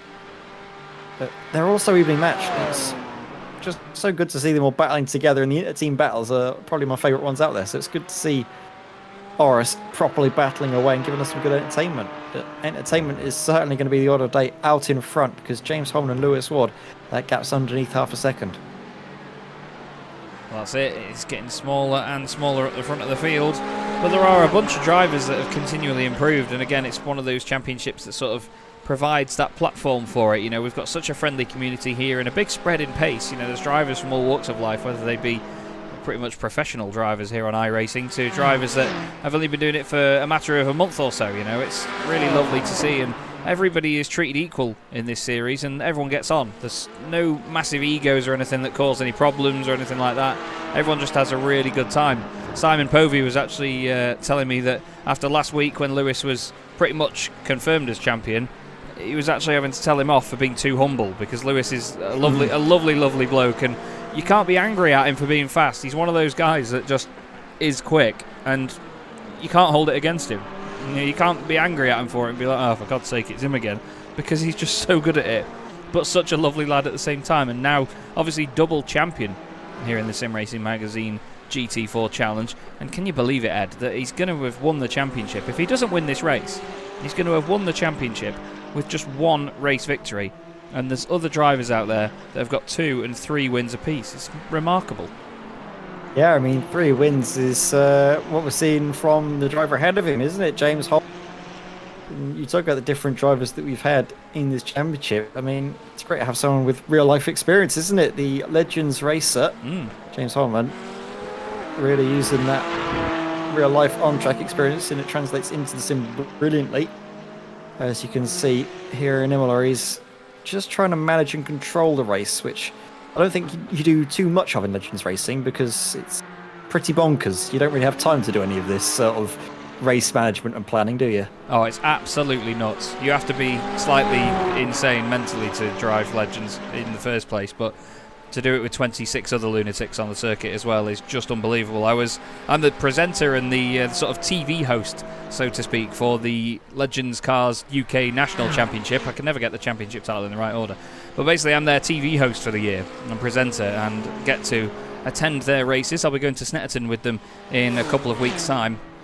And it is just some of the most insane racing I have ever seen. And let's not forget, I commentate on truck racing as well, and that's balmy. But honestly, Legends racing is just nuts. Absolutely nuts. And to see them going around Brands Hatch Indy Circuit in the wet, down Paddock Hill in barely like 5 metre visibility, was just remarkable. And the racing is always so frantic.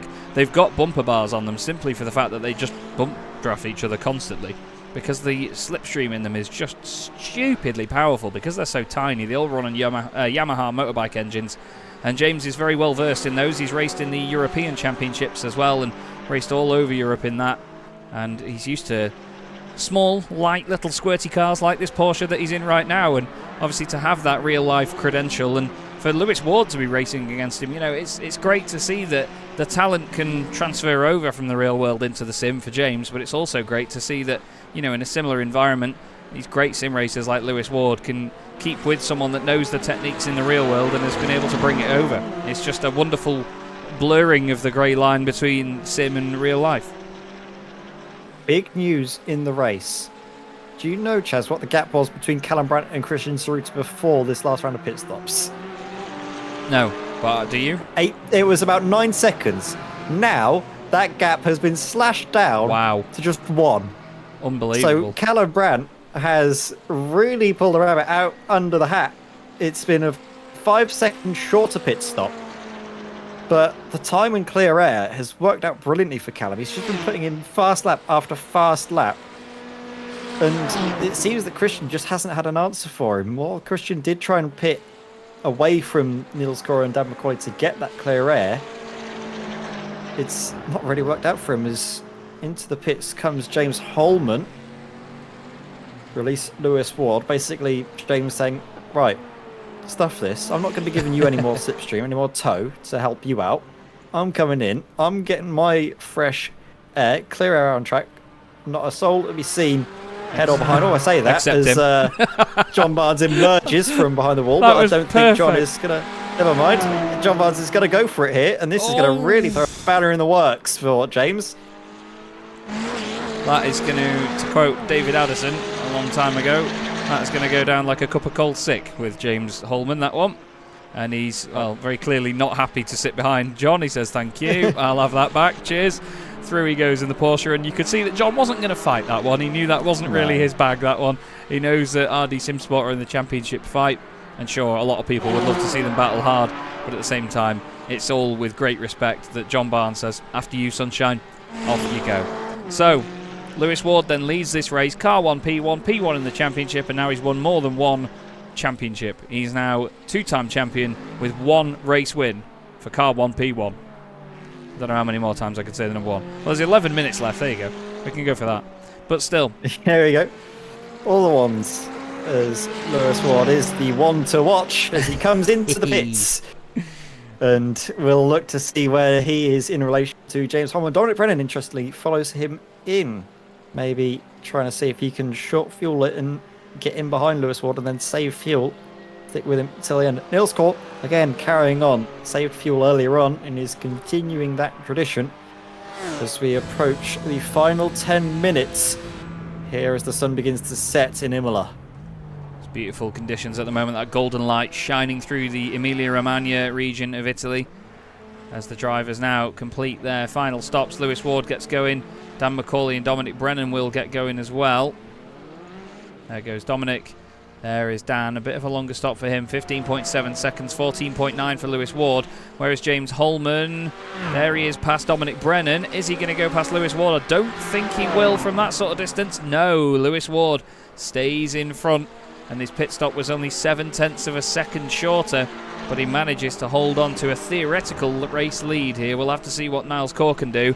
But both of these drivers want to finish out the season with a win. Both of them will be very deserving to do so. But let's not forget, the biggest gap between two positions in the point scoring is between first and second. It's 3 points difference from first to second. So it is the most valuable in terms of this team's championship battle that's going on right now, because neither of these guys can make a big ripple in the Drivers' Championship. It's just Dominic Brennan and Niels Cora that we need to focus on there. But when it comes to Apex Racing Academy versus RD SimSport, this is ridiculously important, isn't it? Yet again, Ed. Yes, it is. Callum Brandt as well, right behind Christian Cerruti. He'll be looking to try and add one extra point to RD SimSport's tally. But like you say, this is the real one to watch and could be championship deciding. The team's championship still wide open. Dearie me. It's difficult to think of who's going to be coming out on top at this stage. While obviously Lewis has the track position, James Holman, he's looking very racy as ever, isn't he? Just trying to push Lewis maybe into some mistake. We'll see. Of course, let's never discount Dominic Brennan waiting in the wings. If those two come to blows, he'll be there to pick up the pieces. Who knows, if they do come to blows and have a serious incident, it could still be Swan Texas. Absolutely could be. You never know, really. Definitely not keeping my fingers crossed. But Callum Brandt, he's going to be keeping his fingers crossed to try and catch up more and more with Christian Tsuruta. He's been carving that gap down and down. He's in that little bit of air now, though. There's not really much dirty air in these cars, but there is a tiny effect of it when you sit behind the car in front, especially through some of the very momentum-based corners like you have here at Imola. So Callum maybe has got to this sort of invisible force field behind Christian Tsuruta, just isn't quite able to break through it at this moment in time. But in the next few laps, you never know. 8.5 minutes to go then here in the Sim Racing Magazine GT4 Challenge in the final race of the season here at Imola. The final race of Season 3, still plenty to be decided as James Holman has gone past Lewis Ward. He's made the move down at Tosa. And it looked like they were both running very wide on the exit. So let's have a look at how he did it. Is it just going to be late on the brakes? It's a last-minute dive, throws it up the inside. Oh, he hits the curb, and there is contact between the pair of them as well. That won't go down very well at all with Lewis Ward. But I know that James won't have meant that, and I know Lewis is smart enough to know that he doesn't mean that. So I don't think it'll cause too many ripples. But that's not enough to change the championship fight completely right now. I think it's 7 points the way of Apex Racing Academy, is it not, Ed? I'm working out the maths, and I think I got it down to about 3. Oh, heck. My maths is awful. So I'm just doing the maths now while this has been all sorted out. For some reason, the sheet is now throwing up an error at me, so I'm not sure what's going on here. I'll leave you to fix that because I have no knowledge of Excel. I had it sort of sorted out, and then all of a sudden it's throwing a wobbly. But I can tell you that Nils Core, something I do know, is that he is into the pits and will likely give up the race lead unless he has an incredibly short pit stop. And he wasn't there for long, was he? Has he been able to save enough fuel to go on until the end? It might be enough. As he comes trickling through, you can see the lead battle just screaming on by. But this could be Nils Core.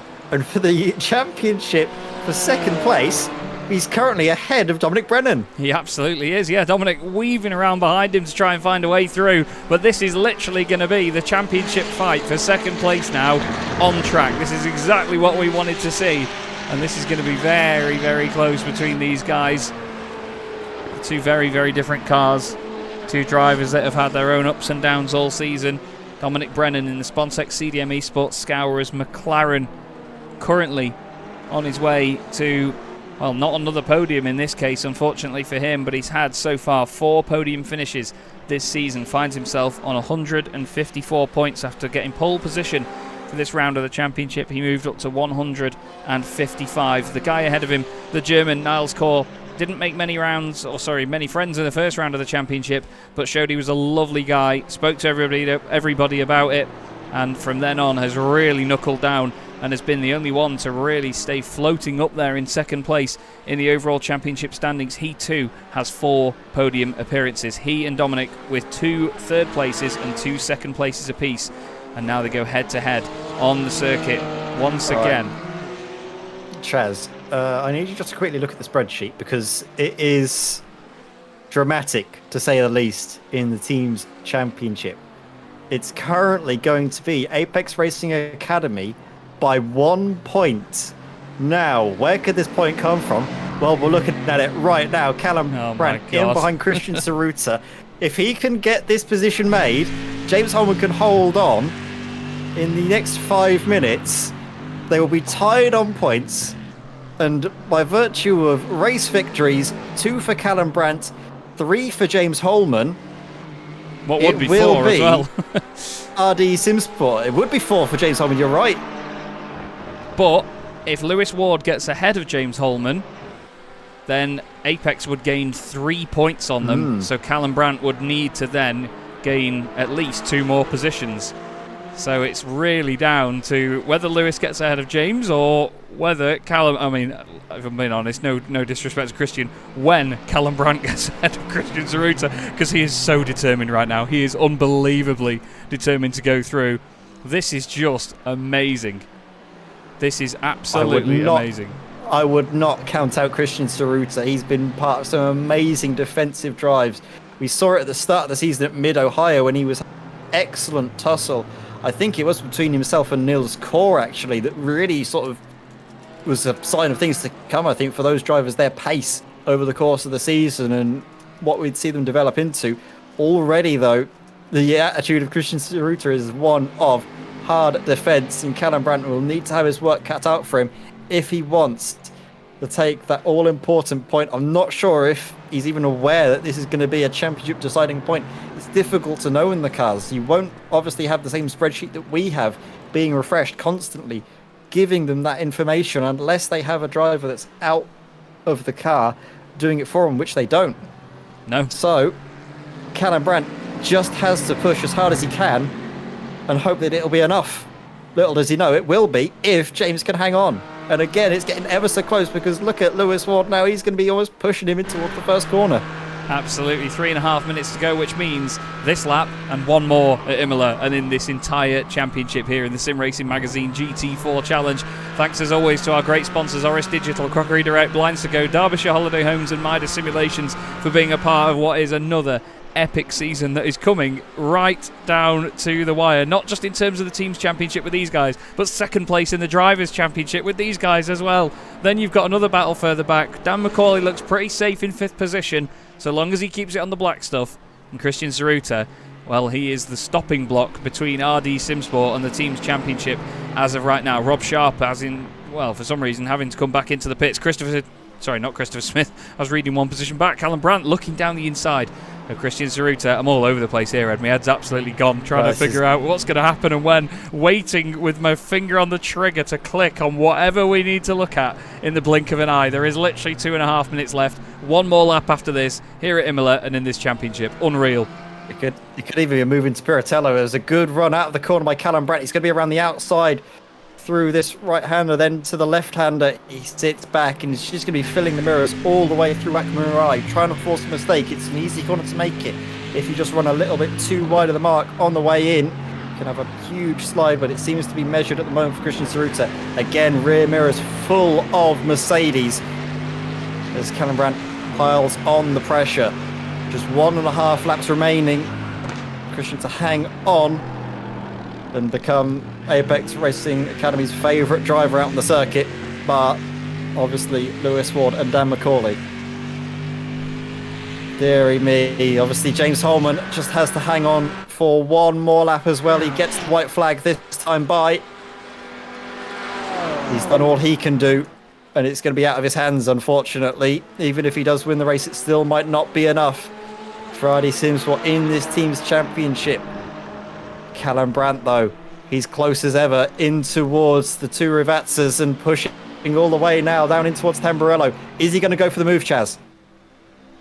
I don't know. I really don't know, Ed. I never know. Christian Zaruta's down the inside, but if Callum Brandt can hang it around the outside, he can have the inside into the second part. Doesn't get it done there. Doesn't get it done yet, but he's going to try and focus on the run on the exit down towards Villeneuve. Look at that. He takes a wider line, later apex. I don't think he's going to have enough speed over Christian Saruta for that part of the circuit.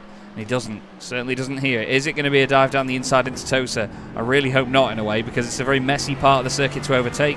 They don't need to worry too much about losing time behind, though, because Christopher Smith is the next car. That would mean that Callum Brandt has his teammate behind him. Has to back out, not to hit the back of Christian Saruta. Good God, that Mercedes sounds fantastic. But James Holman currently holding on, Ed. Only a few corners to go in the championship here. Is he going to do it, do you think?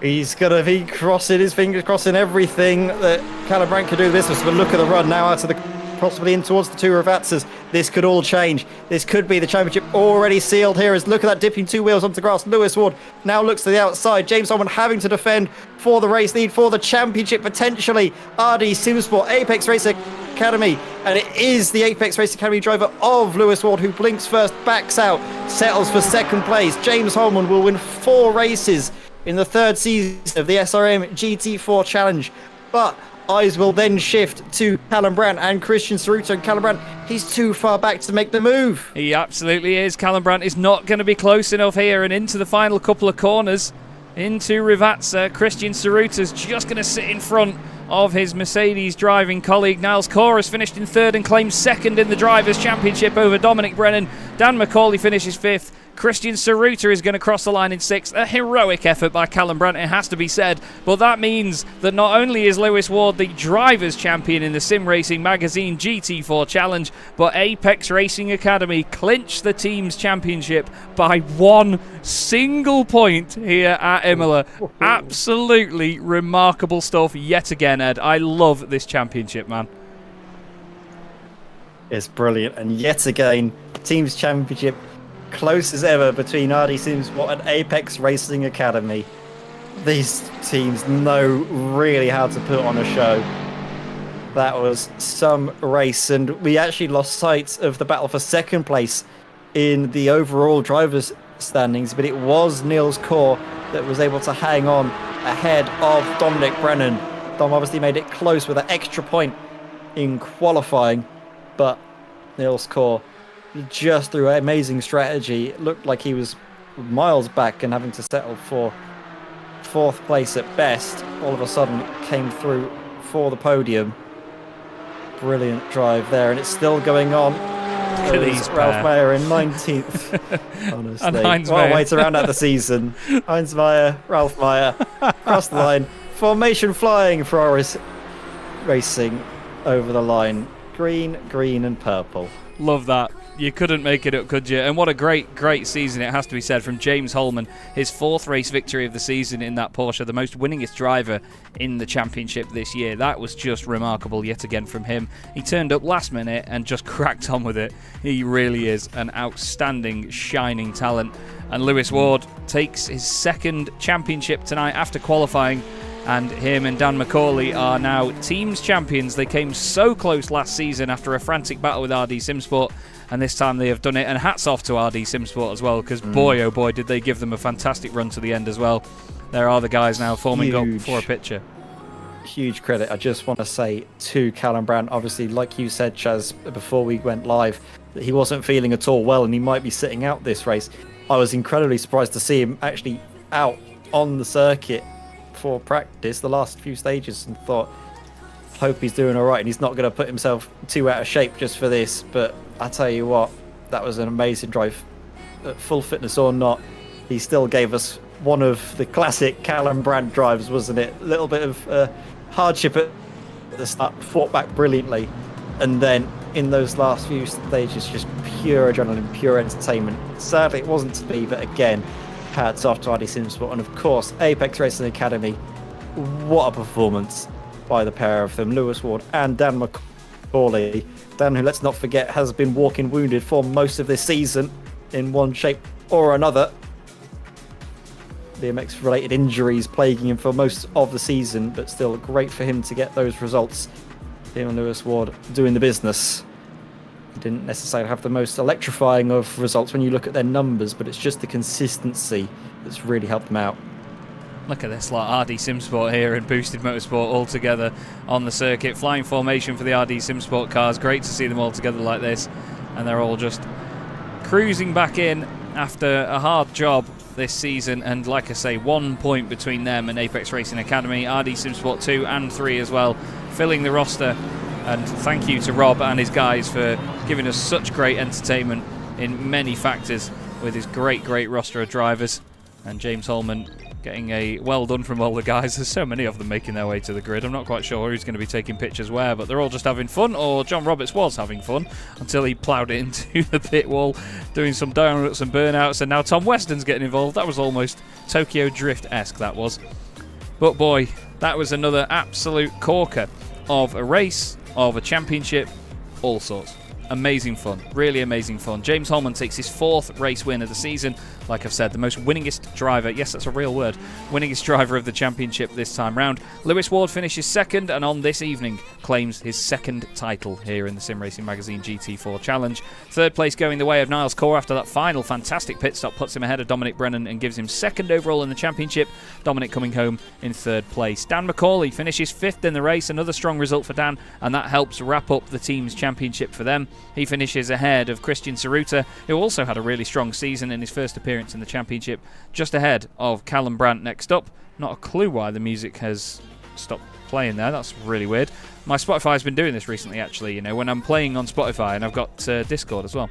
Anyway, Christopher Smith next up, John Barnes in 9th, Guy Edwards finishing in 10th place, Paul Goffin was 11th, with John Roberts in 12th ahead of Tom Weston, Oliver Cardine and Rob Sharp recovering to 15th place and getting some solid points.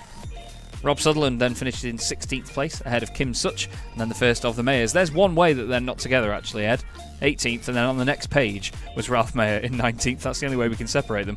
Ben Gregory finishes in 20th, a lap down but still scores points. He had an incident at the end, actually, did Ben, so not quite sure what's happened there, but hopefully we can get a look back at it or get the verdict. Drew Fletcher next up ahead of Philip Hopley, who unfortunately doesn't score points. He doesn't finish the race even. Andrew Marston, Fausto Pinto, Mark Johnson and Martin Kenyon not finishing either. A big shout out as well to Andy Marston, the boss man, for allowing us to do this and obviously giving his blessing and so on with all of the branding and everything that comes with it. It's wonderful to have Andy's support and his blessing for all of this. Let's have a chat, shall we? With our race winner, James Holman. James, a great way to round out your championship, my friend, and considering again that you did your usual thing of getting here a minute before qualifying, you still managed to make it work, mate. You must be over the moon. Yeah, I'm delighted with that one.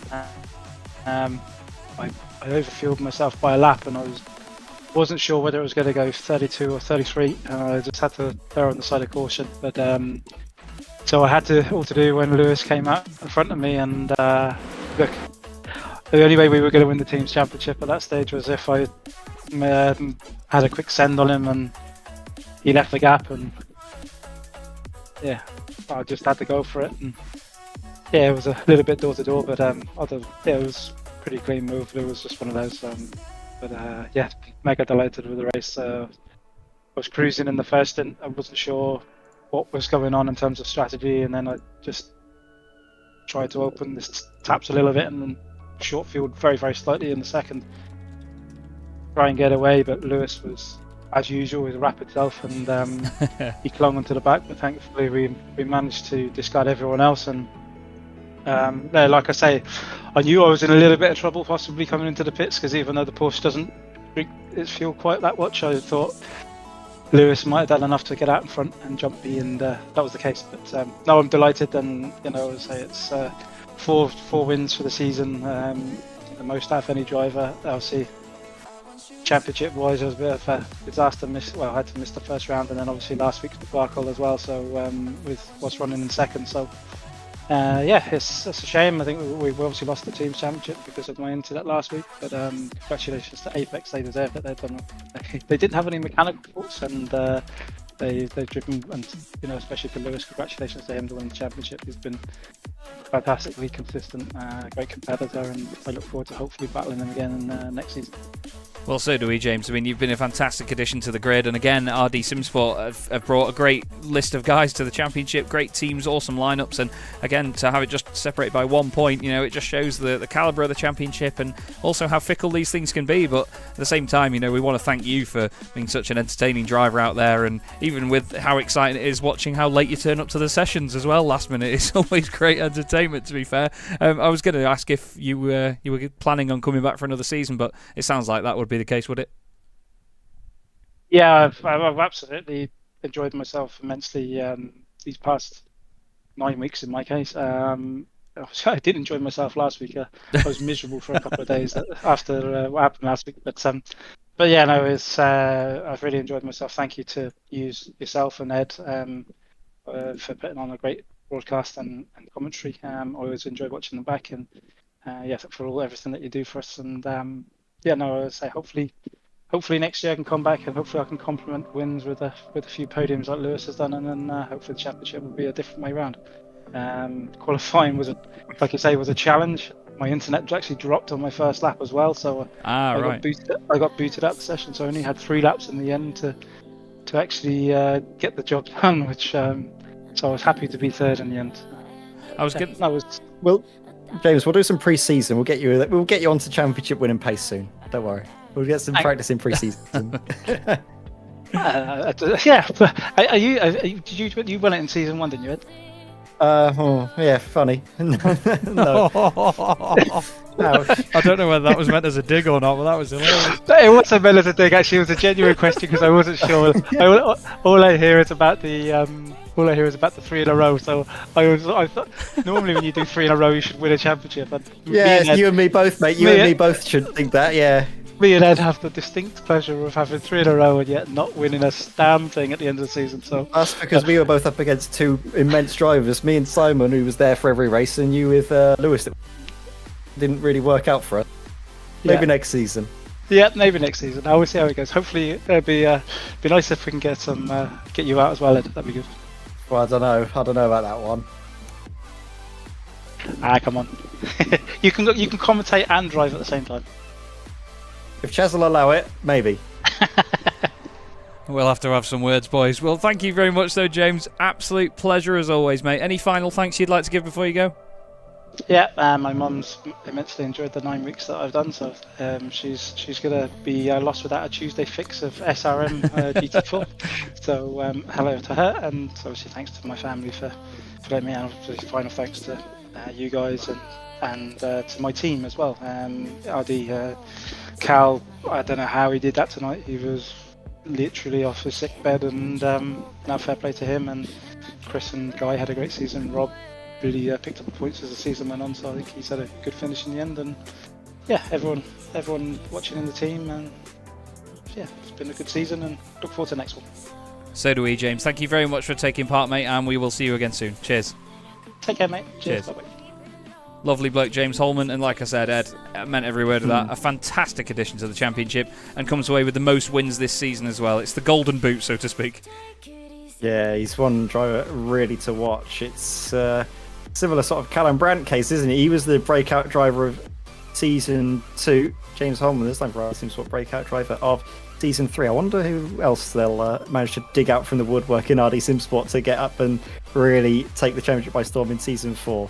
Oh, the driver that did take the championship by storm again this season. Why don't you have a chat, Chaz, to the driver who came second place in this season, the 3rd season of the SRM GT4 Challenge? Yes, indeed. Nels Court, you must be over the moon and maybe a bit relieved after tonight, because that certainly didn't look like an easy one round Imola. Talk us through it. Yeah, definitely. I made it quite interesting after last week, so it became really, really close. Came down to the last 2 laps here.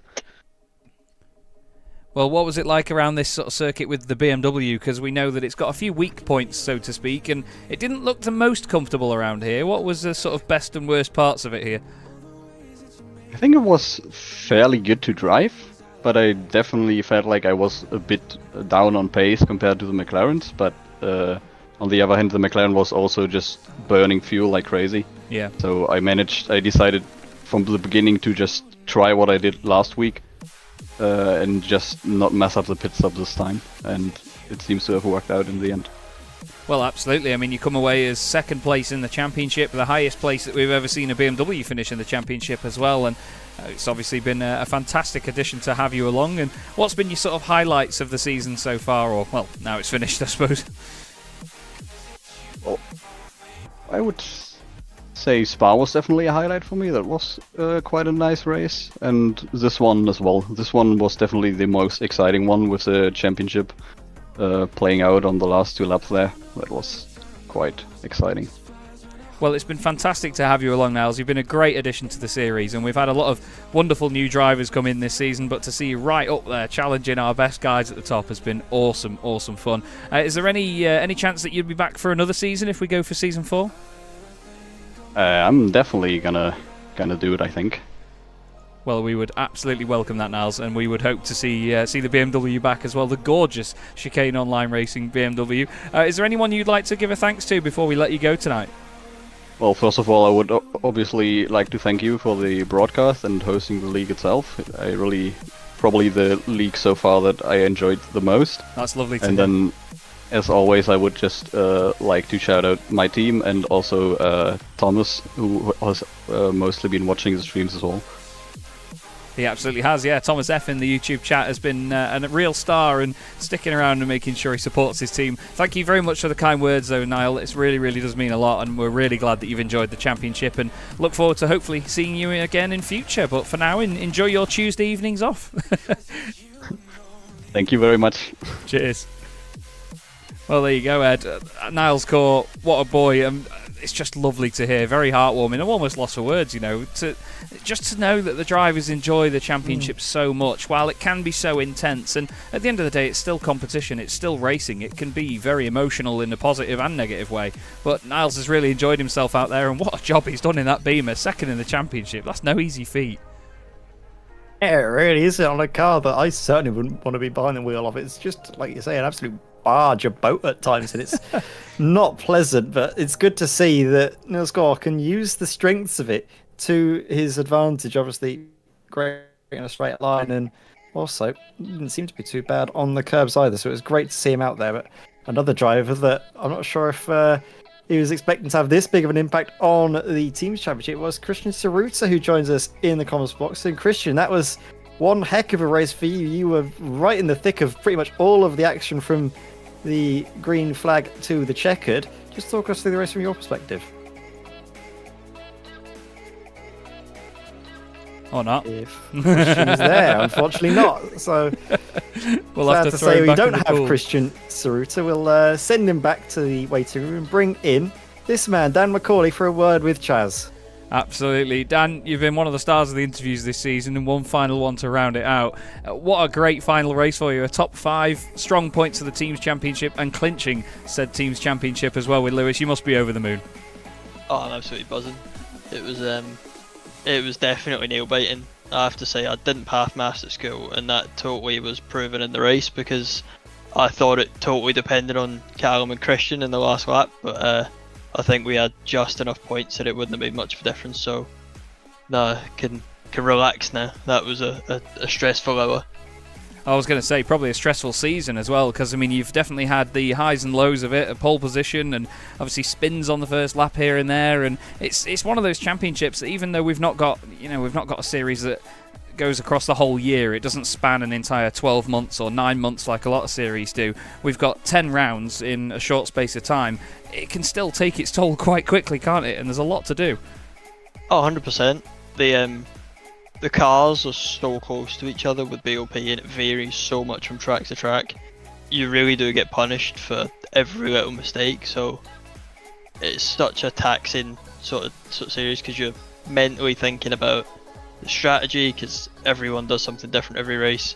You're having to worry about incidents, because obviously we've got the drive-through and then the DQ, so you are managing every race sort of lap by lap for an hour, and it does get tough. So I think having a few rounds in a short space of time works. I don't think I could do this for a whole year. That would just drive me mental. You and me both, mate, to be honest. But still, it's been a great season for you, and obviously a lot of work going in there with Lewis to take the Teams Championship. And again, you were up against RD SimSport with literal laps to go and 1 point in the balance. It was almost too much like deja vu, wasn't it? Oh, it was horrible. Absolutely horrible. We felt confident going in because we knew Simon wasn't here. And we thought, right, just have a good round. So if Lewis could keep James at bay and I could keep Callum at bay, so right, yeah, we'll be alright. And then we seen how fast James was last night, and that Porsche is ridiculous. And when you put James behind it, it's effing mental. I think even Simon's commented on it this year how fast that combination of James and that car is. He does a mega job in that thing, and I think he's going to influence some car choices for next year. But I think having so many new faces in the series as well has been a challenge, because you're having to learn how loads of different people race. And I think the car choice at the front of the grid this year has been a lot more varied than the last. Yeah. Which again brings its own sort of challenges into it. So no, it's been absolutely fantastic, and I can't wait for next season already. And this one's only just finished. Well, I mean, you mentioned the car choice at the front of the grid. Niles Core finishes second in the championship in the BMW M4 of all things. It's bonkers to see that certain drivers can just make certain cars work, can't they? And it's more healthy for the championship that way as well. It's not just one car at the front all the time, is it? I think we seen that last year when Chris Smith was pulling his Red Bull strategies and that thing, and very true, making fuel appear out of nowhere. That paired with Neil's pace has been pretty good. I think he's obviously had some consistency issues at the start of the year with some moves that didn't quite work out. Otherwise, yeah, I think it would have been a little bit closer between him and Lewis, and he's been a proper force to be reckoned with all year. I think what was that last week, he made a little mistake in the pits that he would have won the race otherwise. Same at Magny Corey, was very, very close to the win. Last season we wouldn't have put that BM in the top 3 at all, pure pace wise, but yeah, Neil's sort of showed that it's up there, and with the fuel saving technique he's got as well, it's definitely a car that could win the championship next season. It certainly is, mate, and we really hope to see that it can get shaken up even more, but I'm sure at Apex Racing Academy you'll be hoping that it's business as usual at the front. Is there anyone you'd like to give a thanks to, Dan, before we let you go?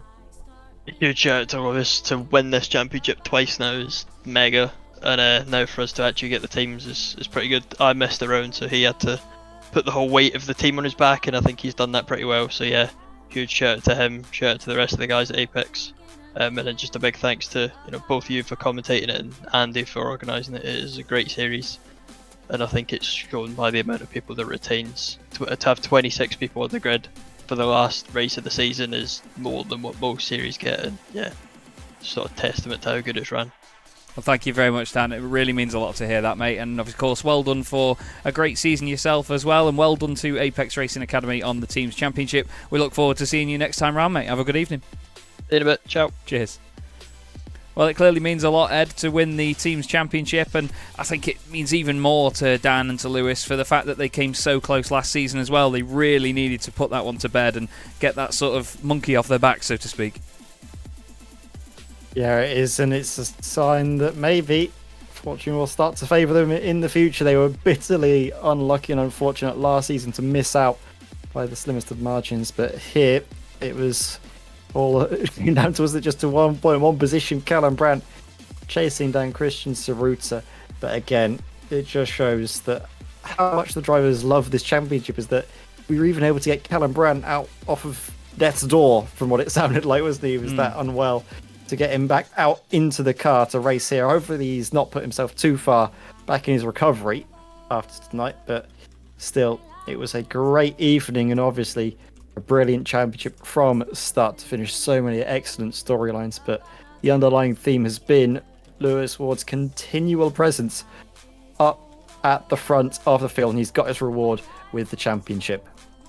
He really has, and we've got our reward with another amazing season, another great race to round it all out. It has been honestly phenomenal. Thank you very much to everybody that has been watching. Thank you all of the drivers for taking part as well, and of course to the championship sponsors. All of them, we would not be able to make this series what it is without them. So one final thank you for this season to Orris Digital, Crockery Direct, Blinds to Go, Derbyshire Holiday Homes and Mydas Simulations. To Andy Marston, who without this championship, well, it wouldn't exist. It simply would not exist. The man behind Sim Racing Magazine, and the guy that allows me to somehow put together a series like this and a broadcast like this that somehow people enjoy. But I tell you what, it has been so enjoyable. Thanks also to you, Ed. It is always a pleasure to share the commentary box with you, and I look forward to another season of this in the future.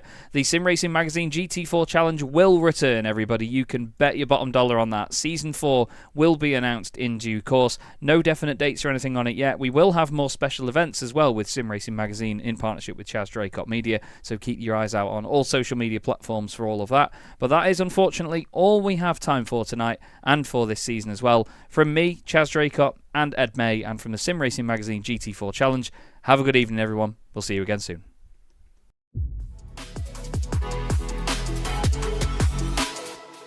Four French drivers at the French Grand Prix trying to win this on the final lap. The three wide again, Guillaume down the inside.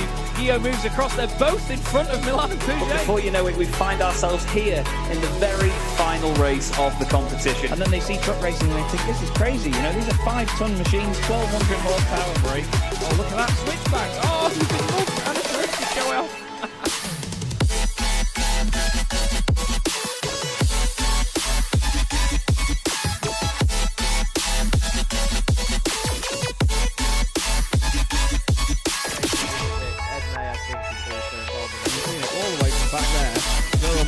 Gregory now, I love it. 10.5 minutes gone. Senna Lanson tries to go for the race lead.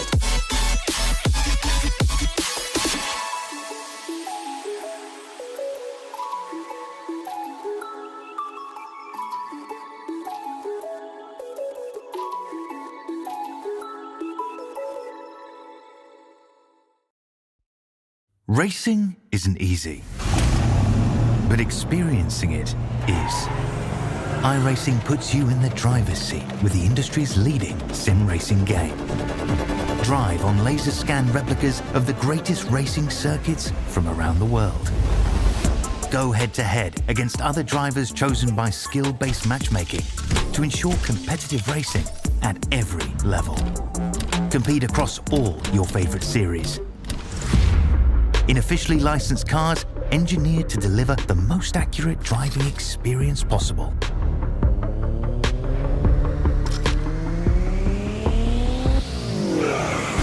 Join a race or host your own with players from across the globe. Race against the computer or in a league with friends. Feel the thrill behind the wheel. Visit iRacing.com.